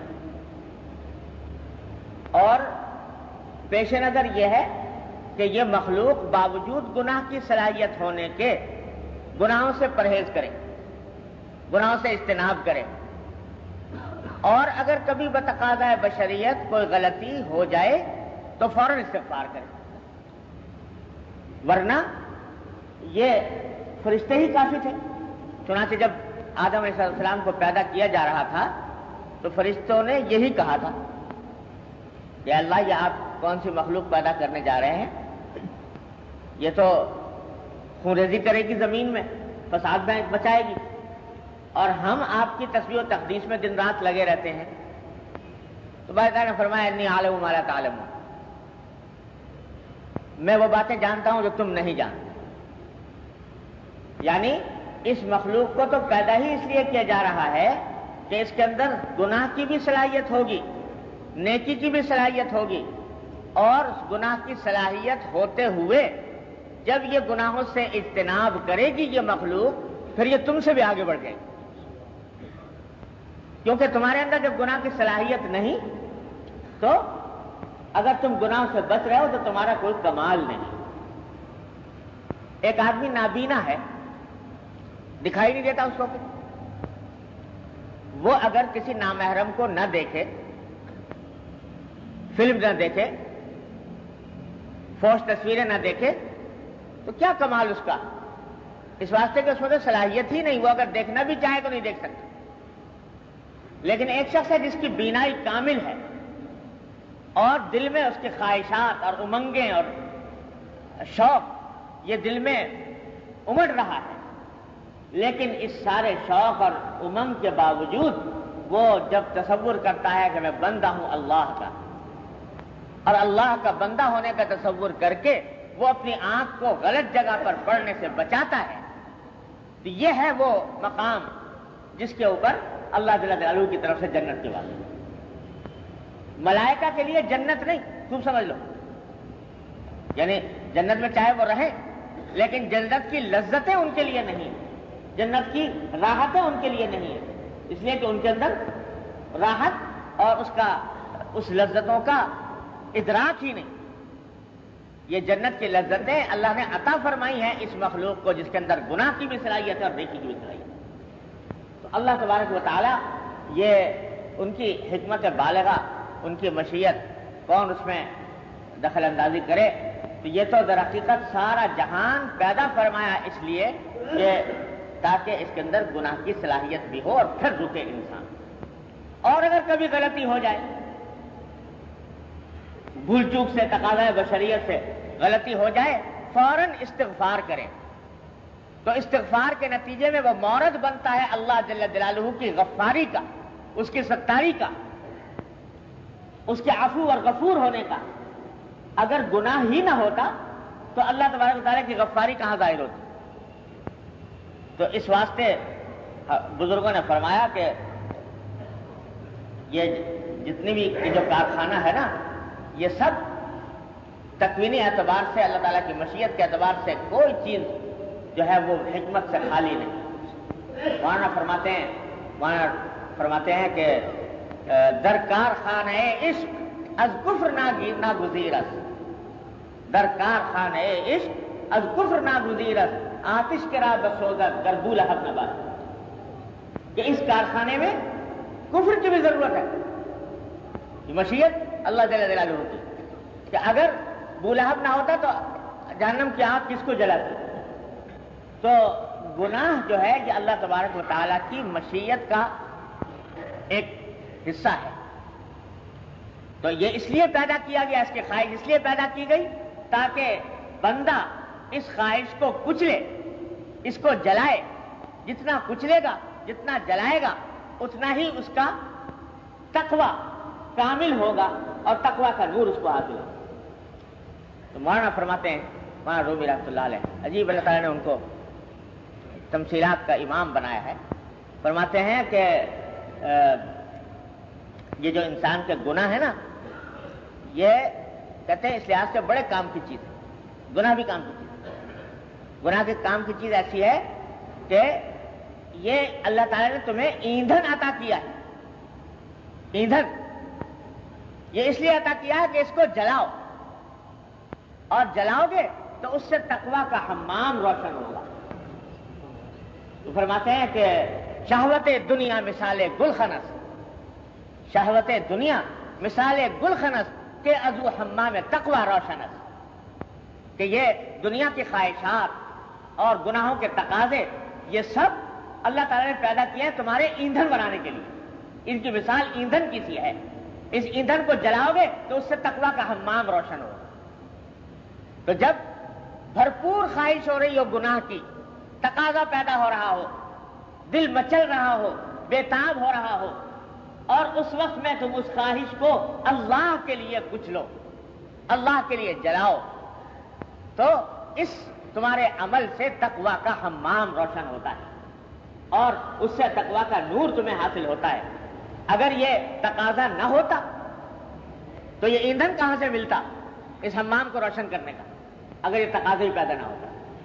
تو یہ ایندھن اللہ تعالیٰ نے تمہیں دیا ہے، اس کو خوب استعمال کرو، جلا جلا کر استعمال کرو، تو اس سے تمہیں نور حاصل ہوگا. اسی واسطے فرمایا حدیث میں کہ ایک شخص کے دل میں تقاضا پیدا ہوا، العیاذ باللہ، تقاضا پیدا ہوا کہ اس نگاہ کو غلط جگہ استعمال کرو.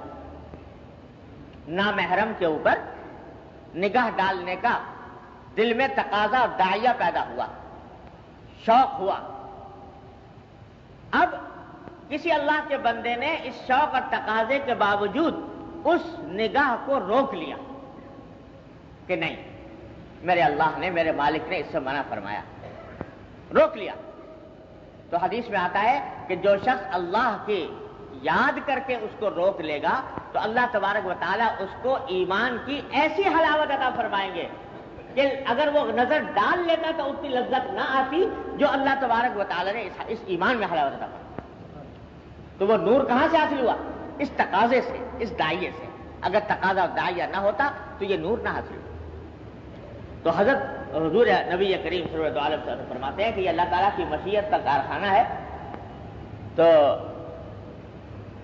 اللہ تعالیٰ کی مشیت کا کارخانہ ہے. یہ گناہ کی دو مصلحتیں. خیال پیدا ہوتا ہے کہ جب اللہ نے آپ کو گناہ کرانا نہیں ہے تو پیدا کیوں کیا؟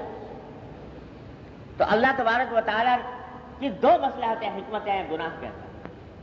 پہلی مصلحت یہ ہے کہ بندہ اس سے بچے اور اس سے اجتناب کرے، پوری کوشش کر کے، اہتمام کر کے اس سے احتراز کرے. اعتراض کرے گا تو تقویٰ کا مقام حاصل ہوگا، تقویٰ کا نور حاصل ہوگا، اللہ جل جلالہ کا قرب حاصل ہوگا۔ جتنا جتنا انسان گناہوں سے اجتناب کرتا جائے گا اسی حساب سے اس کو ترقی ہوتی جائے گی درجات میں۔ من یتق اللہ یجعل لہ مخرجا، اللہ تعالیٰ اس کے لیے نئے نئے راستے پیدا فرمائیں گے۔ اور اگر بالفرض باوجود کوشش کے، اہتمام کے، تمام اپنی توانائیاں بروئے کار لانے کے بعد پھر بھی وتقاضۂ بشریت کسی جگہ پھسل گیا، تو پھسل جانے کے نتیجے میں جب اس کے اوپر استغفار کرے گا کہ اللہ مجھ سے غلطی ہو، ندامت شکستگی کے ساتھ اللہ جل جلالہ کے حضور حاضر ہوگا کہ اللہ مجھ سے غلطی ہو گئی، استغفار کرے گا، استغفر اللہ ربی من کل ذنب واتوب الیہ، یہ کہے گا، اور دل میں اس کے ندامت کی آگ جلے گی، تو اس ندامت کی آگ کے نتیجے میں اور استغفار اور توبہ کے نتیجے میں اس کے مدارج اور بلند ہو گئے، اللہ جل جلالہ کی غفاری کا مظہر بنے گا اور اللہ جل جلالہ کی ستاری کا مظہر بنے گا اگر اس کے اندر اس نے صحیح معنی میں استغفار اور توبہ کر لیا اس کے بعد۔ تو بعض اوقات ایسا ہوتا ہے، یہ باتیں جو ہے بڑی نازک باتیں ہیں، غلط کوئی سمجھ لے تو اللہ بچائے اس کی غلط سمجھنے سے محفوظ رکھے اللہ تعالیٰ۔ گناہ پر کبھی جرأت نہیں کرنی چاہیے، لیکن اگر کبھی بتقاضۂ بشریت سرزد ہو جائے تو مایوس بھی نہیں ہونا چاہیے۔ اللہ جل جلالہ نے راستے یہ توبہ اور استغفار کے اسی کام کے لیے رکھے ہیں۔ تو ہمارے بزرگ فرماتے ہیں کہ جب انسان سے گناہ کا کبھی صدور ہو جائے اور گناہ کا صدور ہونے کے بعد دل میں ندامت کی آگ بھڑک اٹھے اور اس ندامت کی آگ کے نتیجے میں آدمی رجوع الی اللہ کرے، تائب ہو، استغفار کرے، روئے، گڑ گڑائے، تو بعض اوقات اس رونے اور گڑ گڑانے کے نتیجے میں اس کو جو مقام حاصل ہوتا ہے وہ اتنا ایسا مقام ہوتا ہے کہ اگر وہ گناہ سرزد نہ ہوتا تو اس مقام تک نہ پہنچ سکتا۔ ہمارے حضرت حکیم الامت مولانا تھانوی قدس اللہ سرہ نے واقعہ لکھا ہے، حضرت معاویہ رضی اللہ تعالیٰ عنہ، حضرت معاویہ رضی اللہ تعالیٰ عنہ رات کو تہجد میں اٹھا کرتے تھے، تو ایک دن ایسا ہوا کہ آنکھ لگ گئی، آنکھ نہیں کھلی، اور یہاں تک کہ تہجد کا وقت نکل گیا۔ اب ساری عمر میں یہ واقعہ پیش آیا تھا کہ تہجد کا وقت نکل گیا، تو اس کے نتیجے میں اس قدر ندامت ہوئی، اس قدر تکلیف اور رنج ہوا کہ سارا دن روتے روتے گزرا، یا اللہ مجھ سے کیا ہو، سارا دن روتے روتے گزرا۔ جب اگلے دن سوئے تو جب تہجد کا وقت آیا دیکھا ایک بزرگوار جگا رہے ہیں کہ اٹھ جاؤ۔ خیر اٹھ گئے، پوچھا بھائی تم کون ہو؟ کہا کہ جی میں وہی ہوں بدنام مخلوق ابلیس۔ تو بھائی تمہیں اٹھانے سے کیا کام؟ تمہارا کام تو انسان کو غفلت میں مبتلا کرنا ہے، تم مجھے اٹھانے کیسے آ گئے؟ کہنے اس سے کچھ بحث نہ کرو، اٹھ جاؤ، جاؤ تہجد پڑھو، اپنا کام میں لگو۔ کہ نہیں بتاؤ مجھے وجہ کیا ہے؟ تو جب اصرار کیا تو کہنے لگا کہ جی کل جو آپ سے تہجد قضا ہوئی تھی تو میں نے آپ کو نیند آپ کے اوپر مسلط کر دی تھی کہ سو جائے اور قضا ہو جائے، لیکن سارا دن آپ نے روتے روتے گزارا، اس رونے کے نتیجے میں آپ کے اتنے درجات بلند ہوئے کہ اگر تہجد میں اٹھ جاتے تو اتنے بلند نہ ہوتے۔ تو میں نے کہا یہ تو بڑے خسارے کا سودا ہے، تو اس لیے میں نے کہا کہ آج آپ کو اٹھا دوں تاکہ یہ اور زیادہ درجات کی بلندی کا راستہ نہ نکلے۔ تو اس لیے بزرگ فرماتے ہیں کہ توبہ اور استغفار سے بعض اوقات اگر سچے دل سے انسان توبہ کرے، استغفار کرے اور اللہ تبارک و تعالیٰ کے حضور ندامت کے ساتھ، شکستگی کے ساتھ حاضر ہو، تو بعض اوقات اس میں درجات کی ترقی اور بلندی اتنی ہوتی ہے کہ آدمی تصور نہیں کرتا۔ اس واسطے یہ توبہ اور استغفار بڑی عظیم چیز اللہ تبارک و تعالیٰ، اسی لیے حضور صلی اللہ علیہ وسلم فرما رہے ہیں کہ اگر تم گناہ بالکل ترک کر دو ساری مخلوق، تو اللہ تعالیٰ دوسری مخلوق لے آئے گا جو گناہ بھی کرے اور گناہ کر کے پھر استغفار بھی کرے، اللہ تبارک و تعالیٰ اس کو معاف کرے۔ تو بتلانا نبی کریم صلی اللہ علیہ وسلم کو اس حدیث کے ذریعے ہمارے آپ کے لیے جو عملی تعلیم آپ نے اس ارشاد میں دی ہے وہ یہ ہے کہ اگر کبھی غلطی ہو جائے تو مایوس نہ ہو، بلکہ توبہ اور استغفار کی طرف رجوع کرو، اپنی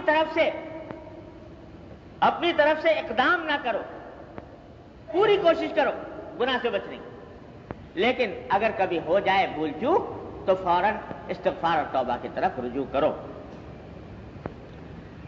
اللہ، پچھلے جمعہ کو میں نے عرض کیا تھا کہ ایک توبہ ہوتی ہے، ایک استغفار ہوتا ہے، تو توبہ کے لیے 3 شرطیں بیان کی تھی، اور عرض کیا تھا کہ استغفار کے لیے وہ 3 شرطیں موجود نہیں ہیں، استغفار اس کے بغیر بھی ہو سکتا ہے، اور تفصیل سے بیان کیا تھا۔ ایک صاحب کہنے لگے کہ صاحب یہ تو کچھ دل میں یہ خیال پیدا ہونے لگا کہ صاحب پھر تو گناہ ہونا چھوڑنے کی کوئی خاص ضرورت نہیں ہے، اور بس استغفار کرتے رہیں، گناہ بھی کرتے ہیں استغفار بھی کرتے ہیں۔ تو اسی لیے میں پچھلی مرتبہ کہہ رہا تھا کہ جو بات کہہ رہا ہوں وہ ذرا نازک بات ہے، کوئی اس کو غلط استعمال کرے تو اللہ بچائے گمراہی کے در میں مبتلا ہو سکتا ہے۔ صحیح سمجھنے کی بات ہے، خوب سمجھ لو کہ بات کہنے کی یہ ہے کہ گناہ سے اجتناب اور بچنا یہ ہر انسان کے ذمے فرض عین ہے، اور اس کے لیے واجب ہے کہ وہ ہر آن ہر لمحے ہر گوشہ زندگی میں اپنے آپ کو گناہ سے بچائے۔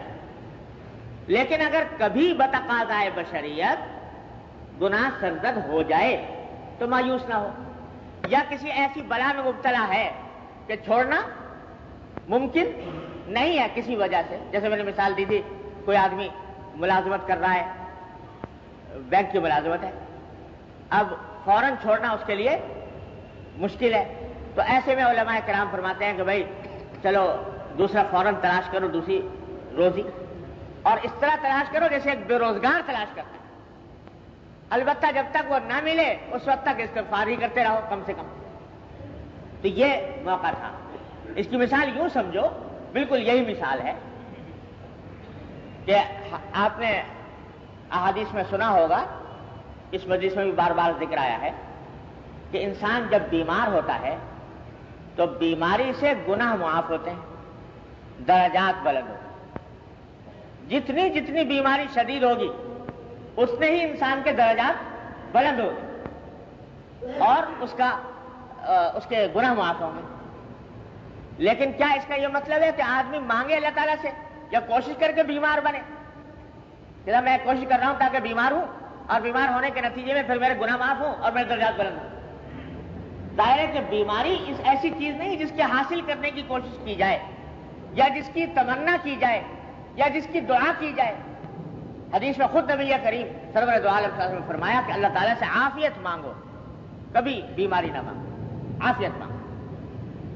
مانگنے کی چیز نہیں، لیکن جب آ جائے غیر اختیاری طور پر آ جائے تو اس کو اللہ جل جلالہ کی طرف سے سمجھ کر، اور اس کو سمجھو کہ اس سے ہمارے گناہ معاف ہو رہے ہیں، ہمارے درجات میں بلندی ہو رہی ہے۔ اسی طرح گناہ کرنے کی چیز نہیں، خوب سمجھ لو، گناہ باز رہنے کی چیز ہے، اجتناب کی چیز ہے، احتراز کی چیز ہے، لیکن اگر کبھی حالات کے تقاضے سے مجبور ہو کر یا کسی طریقے سے گناہ سرزد ہو گیا تو اس کے بعد پھر راستہ یہ ہے کہ استغفار اور توبہ کی طرف انسان رجوع کرے تو اس کے نتیجے میں اس کے درجات بلند ہوتے ہیں۔ یہ ہے بات۔ تو اب استغفار میں 3 باتیں عرض کرنی ہیں جو یاد رکھنے کی ہے۔ استغفار 3 قسم کا ہے، توبہ اور استغفار کی 3 قسمیں۔ ایک استغفار ہے گناہوں سے،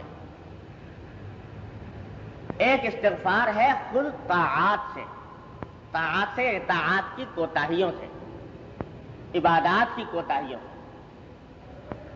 تیسرا استغفار ہے جو بعض بزرگ کہتے ہیں کہ خود استغفار سے۔ استغفار کیسے؟ استغفار سے کیا معنی؟ کہ ہم استغفار کا حق ادا نہیں کر سکے، اس پر استغفار۔ تو 3 درجے ہیں استغفار. استغفار گناہوں سے، استغفار طاعات سے، ان طاعات کی کوتاہیوں سے، اور استغفار خود استغفار. ان تینوں کا تھوڑا تھوڑا اس کی تھوڑی تفصیل سمجھ لیجیے. پہلی چیز جو ہے یعنی گناہوں سے استغفار اور گناہوں سے توبہ، یہ ہر فرد بشر کے ذمے فرض عین ہے، جس سے کوئی مستثنا نہیں، کہ وہ فوراً اللہ جل جلالہ سے توبہ کرے اپنے سابقہ کیے ہوئے گناہ. اسی واسطے یہ جو تصوف اور طریقت اور پیری مریدی جس کو کہا جاتا ہے، اس میں جو سب سے پہلا قدم ہے، سب سے پہلا قدم وہ ہے تکمیل توبہ. سارے آگے کے درجات، سارے آگے کے مراحل وہ موقوف ہیں اس پہلے قدم کے اوپر. اگر توبہ کی تکمیل نہیں ہوئی آگے کچھ نہیں ہو سکتا. تکمیل توبہ. اسی واسطے جب کسی بزرگ کے پاس انسان جاتا ہے اصلاح کے لیے، اپنے اصلاح نفس کے لیے، تزکیے کے لیے، تو سب سے پہلا کام جو کراتا ہے وہ توبہ کی تکمیل ہے.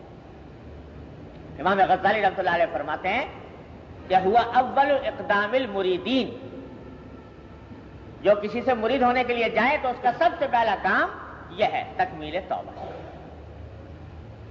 یہ جو بیعت آپ نے سنا ہوگا کہ کسی فلاں کے ہاتھ پر بیعت ہو گئے، فلاں کے ہاتھ پر بیعت ہو گئے، یہ بیعت بھی در حقیقت توبہ کی بیعت ہے کہ اس کے ہاتھ پر ہاتھ رکھ کر یہ پچھلے اپنے گناہوں سے توبہ کا اعلان ہوتا ہے، آئندہ کے لیے گناہوں سے بچنے کا عزم کیا جاتا ہے، عہد کیا جاتا ہے کسی کے ہاتھ پر.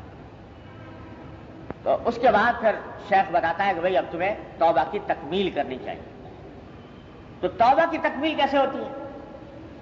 تو اس کے بارے میں حضرات مشائخ فرماتے ہیں کہ توبہ کے دو درجے ہیں تکمیل توبہ. ایک توبہ اجمالی اور ایک توبہ تفصیلی. توبہ اجمالی یہ ہے کہ ایک مرتبہ بیٹھ کر اطمینان سے اپنی پچھلی زندگی کے تمام گناہوں کا اجمالی طور پر ذکر کر کے اور ان سب سے اللہ جل جلالہ کے حضور توبہ کرے. جس کا بہتر طریقہ یہ ہے کہ 2 رکعتیں پڑھے صلاۃ التوبہ کی نیت، 2 رکعتیں نفل صلاۃ التوبہ کی نیت سے پڑھے، اور پڑھنے کے بعد پھر اللہ تبارک و تعالیٰ کے حضور عاجزی سے، درماندگی سے، اچھی طرح الہا و زاری کے ساتھ، تضرع کے ساتھ دعا کرے کہ یا اللہ مجھ سے پچھلی اپنی زندگی میں جو کچھ گناہ ہوئے ہیں، ظاہری، باطنی، حقوق اللہ سے متعلق، حقوق العباد سے متعلق، کسی بھی قسم کے چھوٹے بڑے، اور بہتر ہے کہ اس وقت ذرا سا استحضار بھی کر لیں کہ ظاہری گناہ، باطنی گناہ، یعنی ظاہری گناہ جتنے بھی ہو سکتے ہیں ان اپنے سے سرزد ہوئے ہوں اس کا استحضار کر لے. باطنی گناہ کہ جو مجھ سے میرے سمجھ میں آئے وہ بھی، جو نہ سمجھ میں آئے وہ بھی، کوئی تکبر کیا ہو، حسد کیا ہو، بغض رکھا ہو، بے صبری کی ہو، یہ جتنے باطن کے گناہ ہوتے ہیں ان سب کا تصور کر کر کے اللہ تبارک و تعالیٰ سے ایک مرتبہ اجمالی توبہ کر لے، یا اللہ ان سب سے میں توبہ کرتا ہوں. اور قربان جائیے نبی کریم سرور دو عالم صلی اللہ علیہ وسلم کے ایسے ایسے الفاظ سکھا گئے اللہ استغفار کے کہ انسان خود سے تو کبھی پہنچ ہی نہیں سکتا تھا ان الفاظ تک جو حضور نے سکھا دیے. فرمایا کہ رب اغفر وارحم واعف عنا وتکرم وتجاوز عما تعلم فإنك تعلم ما لا نعلم إنك أنت الأعز الأكرم. یہ دعا حضور اقدس صلی اللہ علیہ وسلم میں ثابت ہے.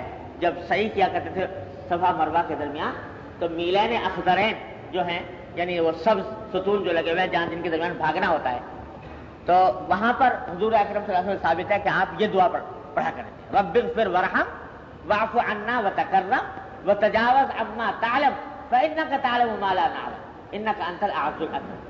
یا اللہ آپ میری مغفرت فرمائیے، مجھ پر رحم فرمائیے، اور تجاوز عما تعلم کہ اور اللہ جو کچھ میرے گناہ آپ کے علم میں ہیں ان سب کو معاف فرمائیے.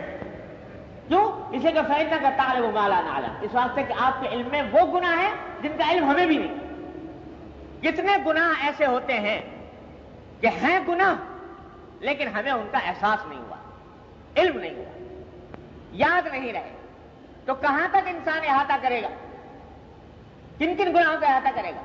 تو فرمایا جتنے گناہ اے اللہ آپ کے علم میں ہیں ان سب کو اپنی رحمت سے معاف کرنا۔ تجاوز عما تعلم فإنك تعلم ما لا نعلم، آپ وہ باتیں جانتے ہیں جو ہم نہیں جانتے۔ اور واقعہ یہی ہے، یعنی سچی بات ہے، کتنے ہی کوئی آدمی کتنا نیکی اور تقویٰ کے بلند مقام تک پہنچ جائے لیکن بہت سے گناہ ایسے سرزد ہوتے رہتے ہیں، اللہ بچائے، کہ جن کے گناہ ہونے کا احساس بھی نہیں ہوتا، ادراک بھی نہیں، خاص طور سے باطن کے گناہ جو ہیں وہ ایسے کہ ہو رہے ہیں اور احساس نہیں۔ پچھلے دنوں آپ نے دیکھا ہوگا، میں مہینوں سے آپ حضرات کی خدمت میں ایسے ہی گناہ عموماً بیان کرتا رہا ہوں جن کے گناہ ہونے کا احساس ہی نہیں رہا ہے گناہ، تو نہ جانے کتنے ایسے ہوں گے۔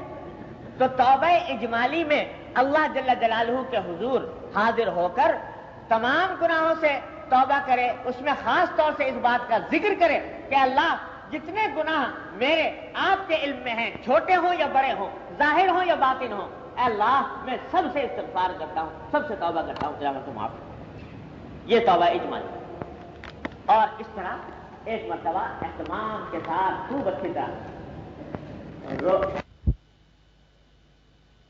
بنا کر اللہ جل جلالہ کے حضور یہ الہا و داری سے ایک مرتبہ سارے گناہوں سے معافی مانگی۔ یہ توبہ اجمالی ہو گئی، لیکن بات اس کے اوپر ختم نہیں ہوتی۔ کیوں؟ اس لیے کہ توبہ اس چیز کا نام نہیں ہے کہ کر تو دیا نقصان اور ایک مرتبہ میں بیٹھ کر توبہ کر کے چھٹی کرا لی، بلکہ جن چیزوں کی تلافی ممکن ہے ان کی تلافی کرنا بھی توبہ کا ایک حصہ ہے۔ جن گناہوں کی تلافی ممکن ہے ان کی تلافی کرنا بھی توبہ کا حصہ ہے۔ جب تک کہ انسان یہ تلافی نہ کرے اس وقت تک اس کی توبہ کامل نہیں ہوتی۔ مثلا نمازیں چھوٹی تھی، اب نمازیں چھوٹی تھی، توبہ تو کر لی، لیکن جیتے جی واجب ہے کہ ان سارے نمازوں کو جو چھوٹی ہیں ان کی قضا پڑے۔ اگر قضا نہیں پڑے گا اور ویسی توبہ کر کے بیٹھ گیا تو توبہ کامل نہ ہوئی، اس لیے کہ جس چیز کی تلافی ممکن تھی وہ نہیں کی۔ تو توبہ اجمالی کے بعد ضروری ہے توبہ تفصیلی۔ توبہ تفصیلی کے معنی یہ ہے کہ آپ جائزہ لیں اپنی پوری زندگی کا، جتنے جتنے گناہوں سے گناہ سرزد ہوئے یاد آئیں اور ان کی تلافی ممکن ہو ان کی طرف۔ مثلا سب سے پہلا فرض انسان کے ذمہ نماز ہے، تو نماز یہ دیکھے کہ میرے بالغ ہونے کے وقت سے لے کر اب تک کتنی نمازیں مجھ سے قضا ہوئی۔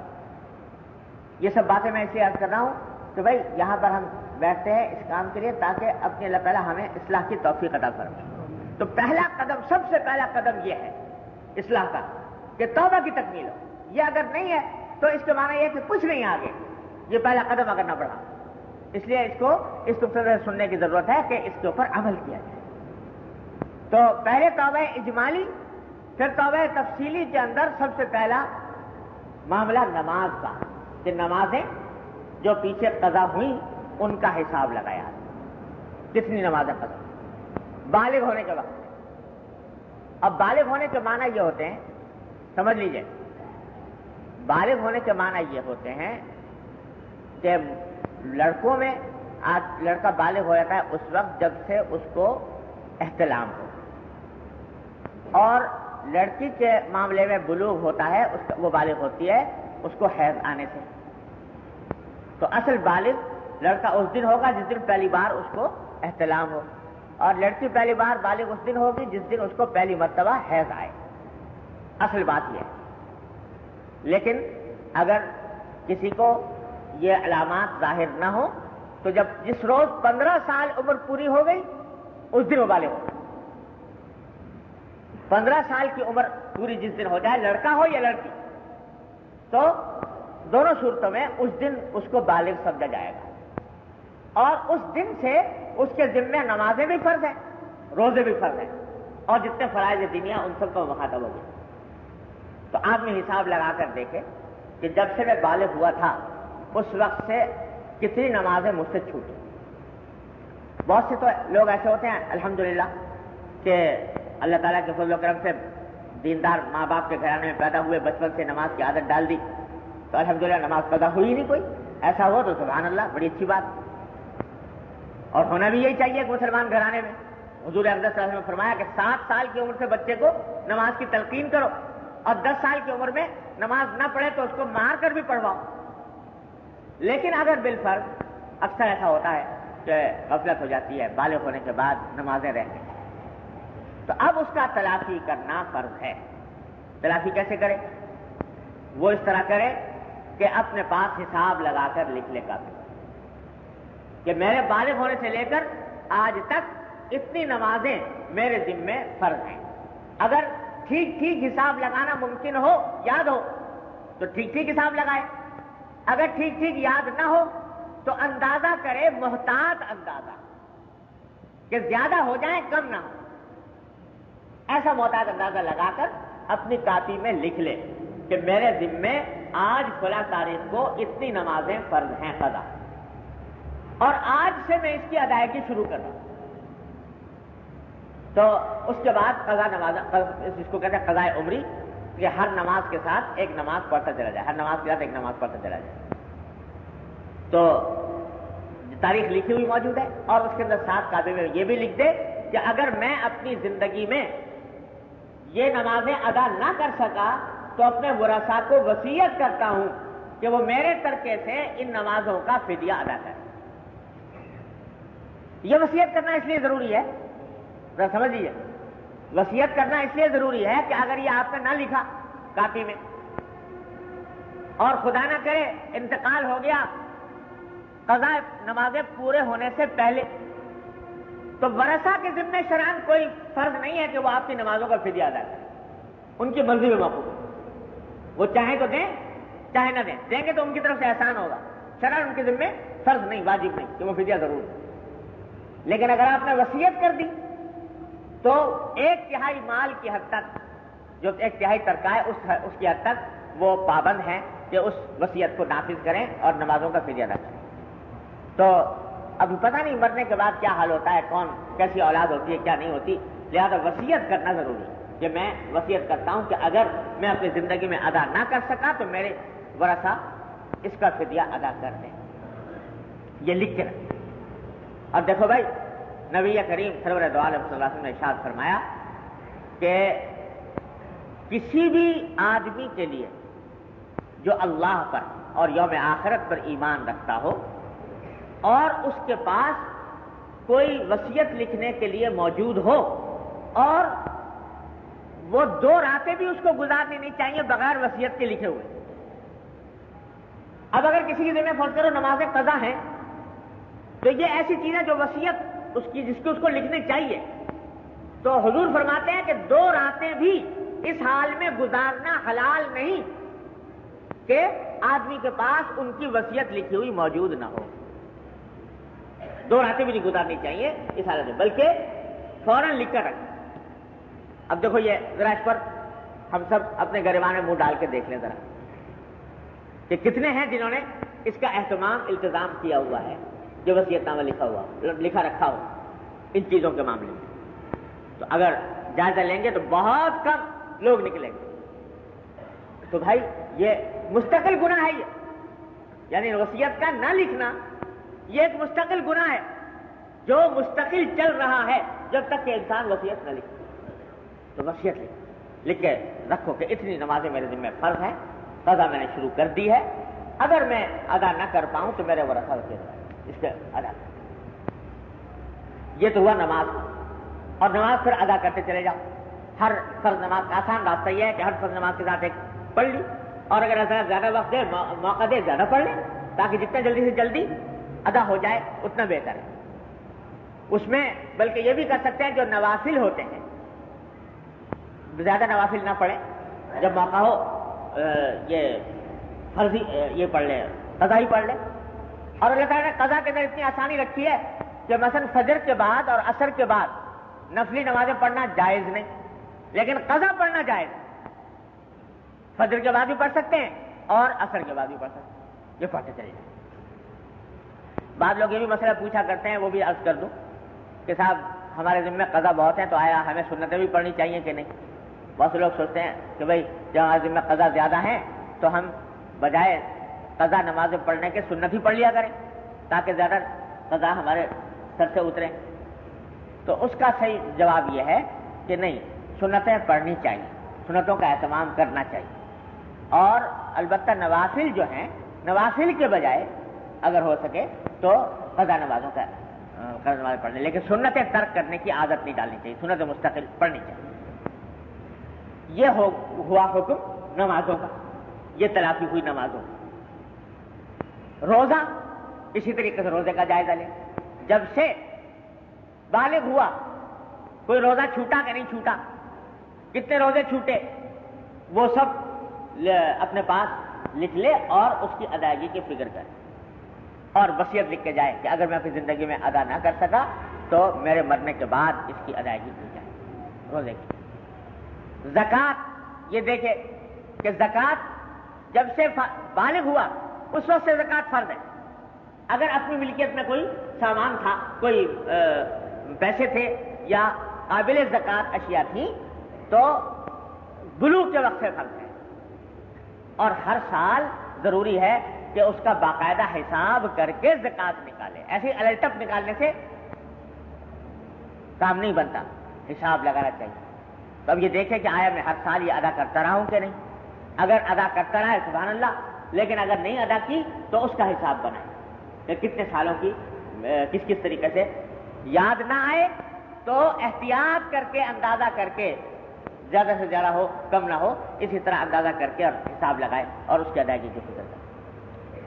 یہ سب بھائی توبہ کا حصہ ہے، توبہ تفصیلی کا حصہ ہے. نماز، روزہ، زکوٰۃ.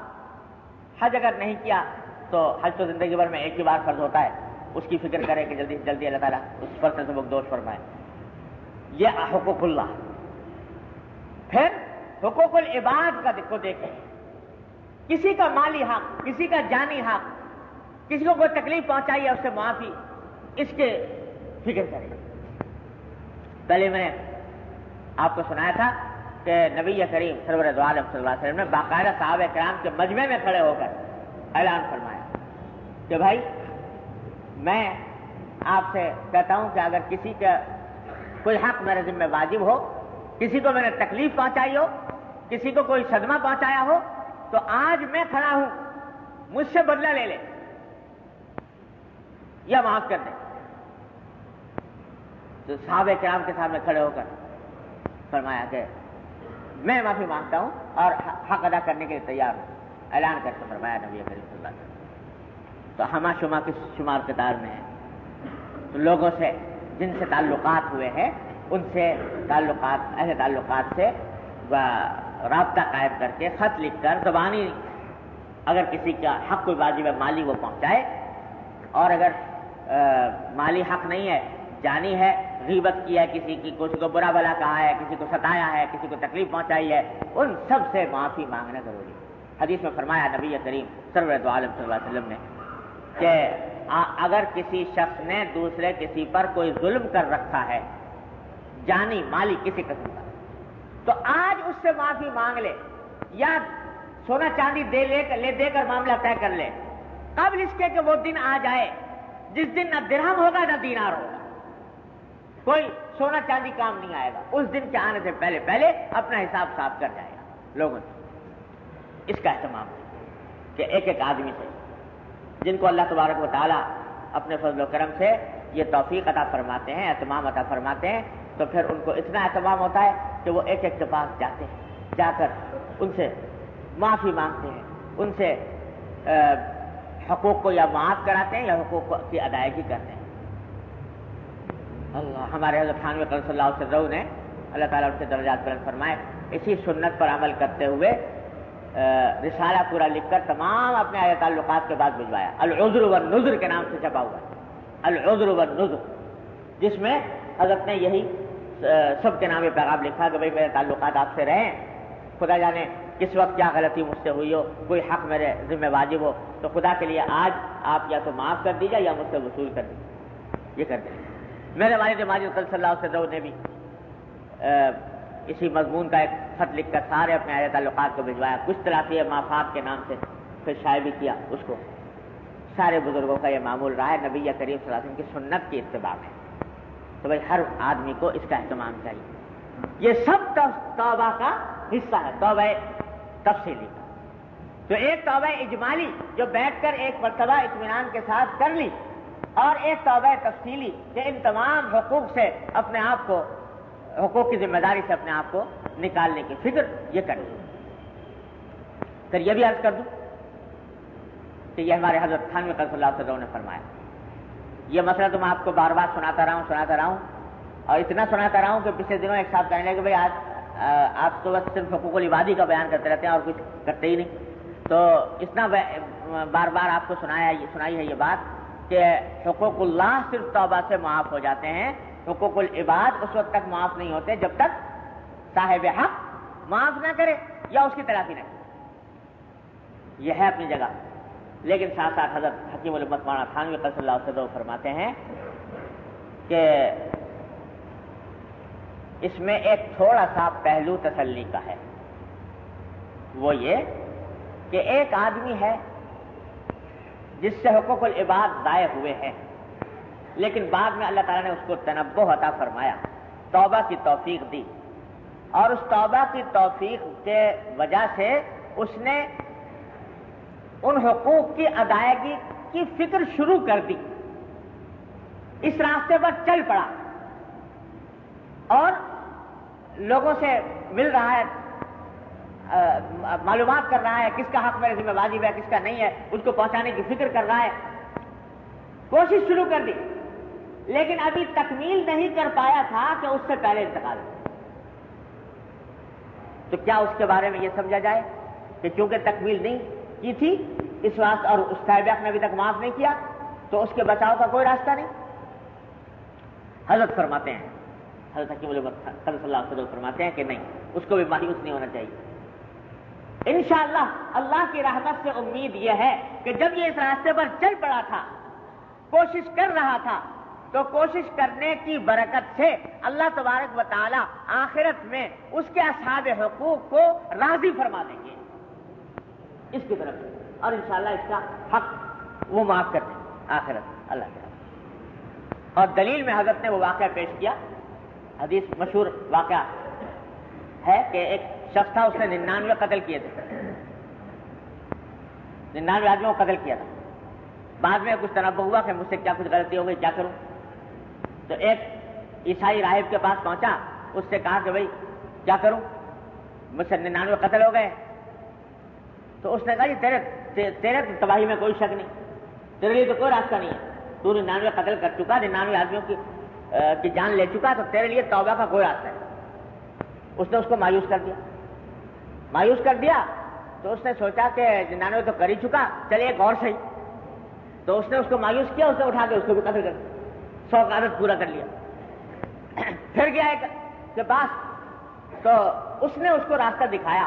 اس نے کہا نہیں، مایوس ہونے کی بات نہیں ہے، ایسا کرو کہ تم اپنی طرف سے فلاں بستی کی طرف جاؤ، توبہ کرو اور فلاں بستی کی طرف جاؤ، وہاں پر نیک لوگ رہتے ہیں، ان کی صحبت اختیار کرنا، اور اس کے نتیجے میں پھر ظاہر ہے اس نیکی کا ایک حصہ یہ بھی تھا کہ جو مقتول ہوئے ہیں ان کے ورثہ کی کو راضی کرایا جائے.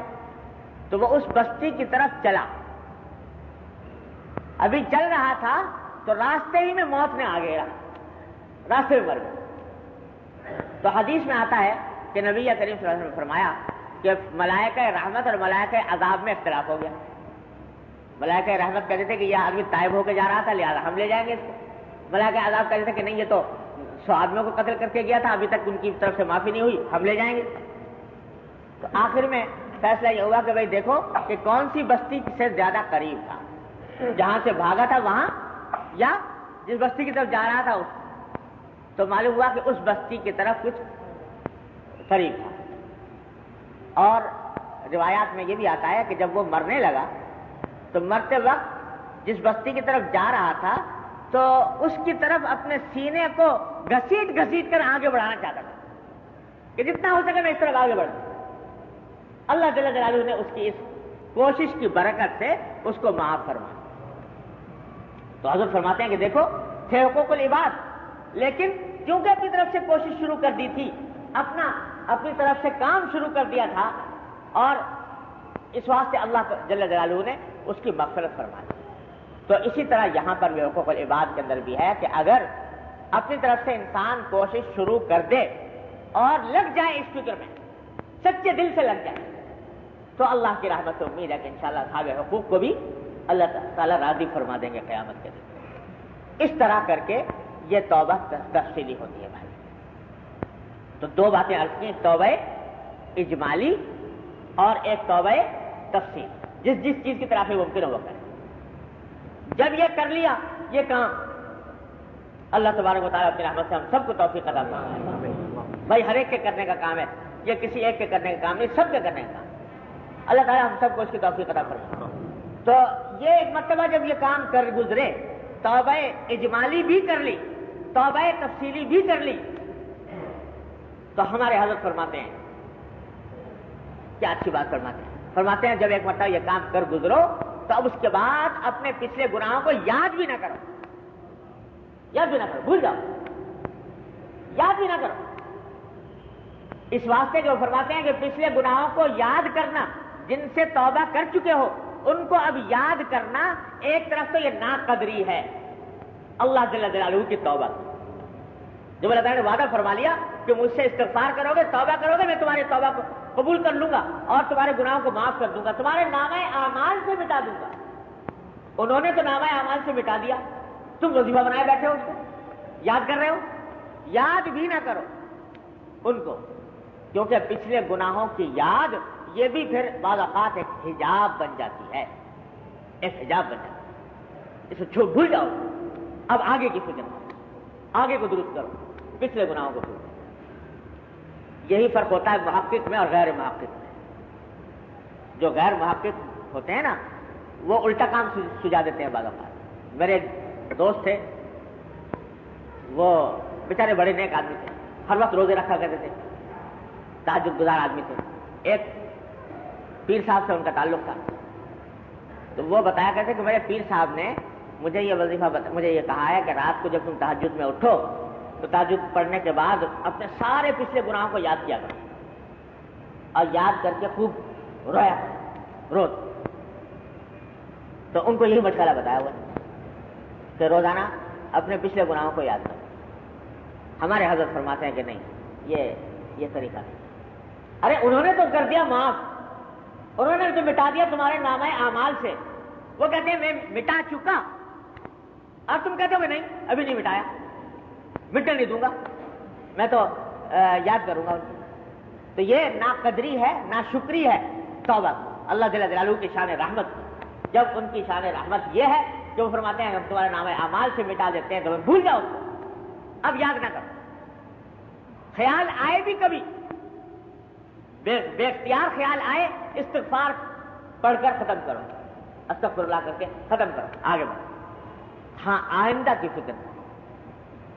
کیا اچھی بات ہے. اللہ تعالیٰ نے عجیب و غریب واقعی حکمت عطا فرمائی کہ ہمارے حضرت والا کو اللہ تعالیٰ نے حقیقت کیا ہے کہ اس دور میں ہم جیسے انسانوں کے لیے اللہ تعالیٰ نے ان کو حکیم الامت ہی بنایا. فرماتے ہیں کیا عجیب و غریب بات ارشاد فرمائی، یاد رکھنے کی ہے. اللہ تعالیٰ ہم سب کو اس کے اوپر عمل کی توفیق دے. فرمایا کہ دیکھو جب یہ توبہ کر چکو تو ماضی کی فکر چھوڑ دو، مستقبل کی فکر چھوڑ دو، حال کی فکر کرو. ماضی جب پیچھے گزر چکا اس کی فکر چھوڑ دو. جب توبہ کر لی اللہ تعالیٰ اپنی رحمت سے قبول فرما چکے انشاءاللہ. یہی امید رکھو اللہ کی رحمت سے. توبہ کر چکے، اب اس ماضی کی فکر چھوڑ دو، اس کو یاد نہ کرو. مستقبل کی فکر کہ آئندہ کیا ہوگا کیا نہیں ہوگا، اس فکر کو چھوڑ دو.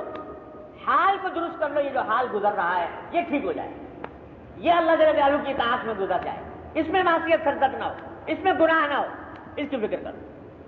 فرمایا کہ دیکھو آج کل یہ ہوتا ہے کہ ہم لوگ یا تو ماضی میں پڑے رہتے ہیں یا مستقبل میں پڑے رہتے ہیں. ماضی میں پڑے رہتے ہیں کہ صاحب پیچھے ہم نے اتنے گناہ ہوئے, یہ ہوا وہ ہوا, کیا ہوگا کس طرح ہوگا, اس چکر میں پڑے رہتے ہیں. اس کا نتیجہ یہ ہے کہ مایوسی پیدا ہوتی ہے اور حال خراب ہو جاتا ہے. یا مستقبل کی فکر میں پڑے رہتے ہیں کہ بھائی اگر اب توبہ کر بھی لی تو آئندہ کیسے بچیں گے, آئندہ کیسے بچیں گے. ارے بھائی جب آئندہ اگر وقت آئے گا تو دیکھا جائے گا. ارے اس وقت کی فکر کرو یہ جو گزر رہا ہے. یہی حال ماضی بننا ہے اور ہر مستقبل کو حال بننا ہے. اس واسطے حال کی فکر کر لو اور ماضی کو یاد کرنے سے, ماضی کو یاد کر کر کے اور اس کے اندر مایوسی پیدا کرنے سے اس سے بچو. مستقبل کی بلا وجہ کی فکر سے بچو, حال کو درست کرو. اور واقعہ یہ ہے کہ اگر آدمی حال کو درست کر لے کہ یہ وقت جو گزر رہا ہے یہ طاعت میں گزر جائے تو ساری زندگی درست ہو جائے. لیکن شیطان ہمیں یہ بہکاتا ہے کہ دیکھو بھائی ماضی کو دیکھو, ماضی میں کیا کیا تو نے, اور مستقبل کو دیکھو تجھ سے کیا بنے گا آئندہ. نتیجہ یہ کہ ان دو چکروں میں ڈال کے حال کو خراب کرتا رہتا ہے. تو حضرت فرماتے ہیں کہ نہیں, حال کی فکر کر. اللہ تعالیٰ اپنی رحمت سے اس کی توفیق دے. تو بھائی یہ توبہ اجمالی, توبہ تفصیلی, یہ دو کام کر کے اور پھر اللہ تبارک و تعالیٰ کی رحمت سے حال کی فکر میں پڑ جاؤ, لگ جاؤ. اللہ اللہ خیر صلی اللہ. ہمارے حضرت فرمایا کرتے ہیں کہ زیادہ ہائے ہائے کرنے کی ضرورت نہیں, سیدھا سادہ راستہ اللہ تعالیٰ نے بتا دیا, سیدھا سادہ راستہ بتا دیا. فکر ہے, گناہوں کی فکر ہے, الحمدللہ دل میں پیدا ہوئی, چلو اس گناہوں کی فکر کو اس طرح دور کرو کہ توبہ اجمالی کرو, توبہ تفصیلی کرو, اور پھر پیچھے کو بھول جاؤ, حال کی فکر میں لگ جاؤ, اس کو درست کرو. اللہ اللہ خیر, زیادہ ہائے ہائے کرنے کی ضرورت نہیں. یہ ہے تمہارے فرماتے, سیدھا سادہ راستہ اللہ تعالیٰ نے بتا رکھا ہے. تو بھائی یہ اللہ تبارک و تعالیٰ ہم سب کو اپنی رحمت سے توفیق دے. سب سے پہلا کام کرنے کا یہ ہے توبہ. اور جیسا اب وقت کتنا ہے, اچھا تو انشاءاللہ باقی بات جو ہے اللہ تعالیٰ زندگی رفع میں تو اگلے اس میں عرض کروں گا. ایک قسم کا آج تھوڑا سا بیان ہوا, گناہوں سے توبہ, گناہوں سے استغفار. اور یہ بڑی اہم اور سب سے پہلی سیڑھی, سب سے پہلا قدم ہے اصلاح نفس کے راستے میں. اگر یہ نہ کیا تو آگے کچھ نہیں ہو سکتا. اس لیے پہلے, سب سے پہلے اس کی فکر کریں. اور دو بھائی, ٹلانے سے ہر کام ٹلتا ہے. اچھا بھائی ٹھیک ہے, بات تو بڑی اچھی سنی آج, تو کل انشاءاللہ تعالیٰ اس کام کو کریں گے, شروع کریں گے. تو وہ کل آتی نہیں. پھر جس وقت جو بات اچھی سنی ہے, جو سنی ہے, اسی وقت اسی دن اس کے اوپر عمل کر لو. جو ٹلا دیا, جس چیز کو ٹلا دیا وہ ٹل گئی. جس چیز کو کا داعیہ آج پیدا ہوا ہے اس کے اوپر عمل کر گزرو. لہذا یہ جو کچھ گزارش کی گئی ہے آج ہی اس کے اوپر عمل کرنے کی ضرورت ہے. اللہ تبارک و تعالیٰ مجھے بھی توفیق عطا فرمائے, آپ کو توفیق عطا فرمائے. اللهم صل على سيدنا محمد وعلى ال محمد كما صليت على ابراهيم وعلى ال ابراهيم ربنا ظلمنا انفسنا وان لم تغفر لنا وترحمنا لنكونن من الخاسرين. ربنا آتنا في الدنيا حسنة وفي الآخرة حسنة وقنا عذاب النار. یا ارحم الراحمین, اپنے فضل و کرم اپنی رحمت سے ہمارے تمام گناہوں کو معاف فرما. یا اللہ اپنی رحمت سے ہمارے تمام گناہوں کو معاف فرما. یا اللہ چھوٹے بڑے, اگلے پچھلے, خفیہ علانیہ, ظاہر باطن, ہر طرح کے گناہوں کو معاف فرما. یا ارحم الراحمین, اپنے فضل و کرم سے ہم سب کو توبۃ النصوح کی توفیق عطا فرما.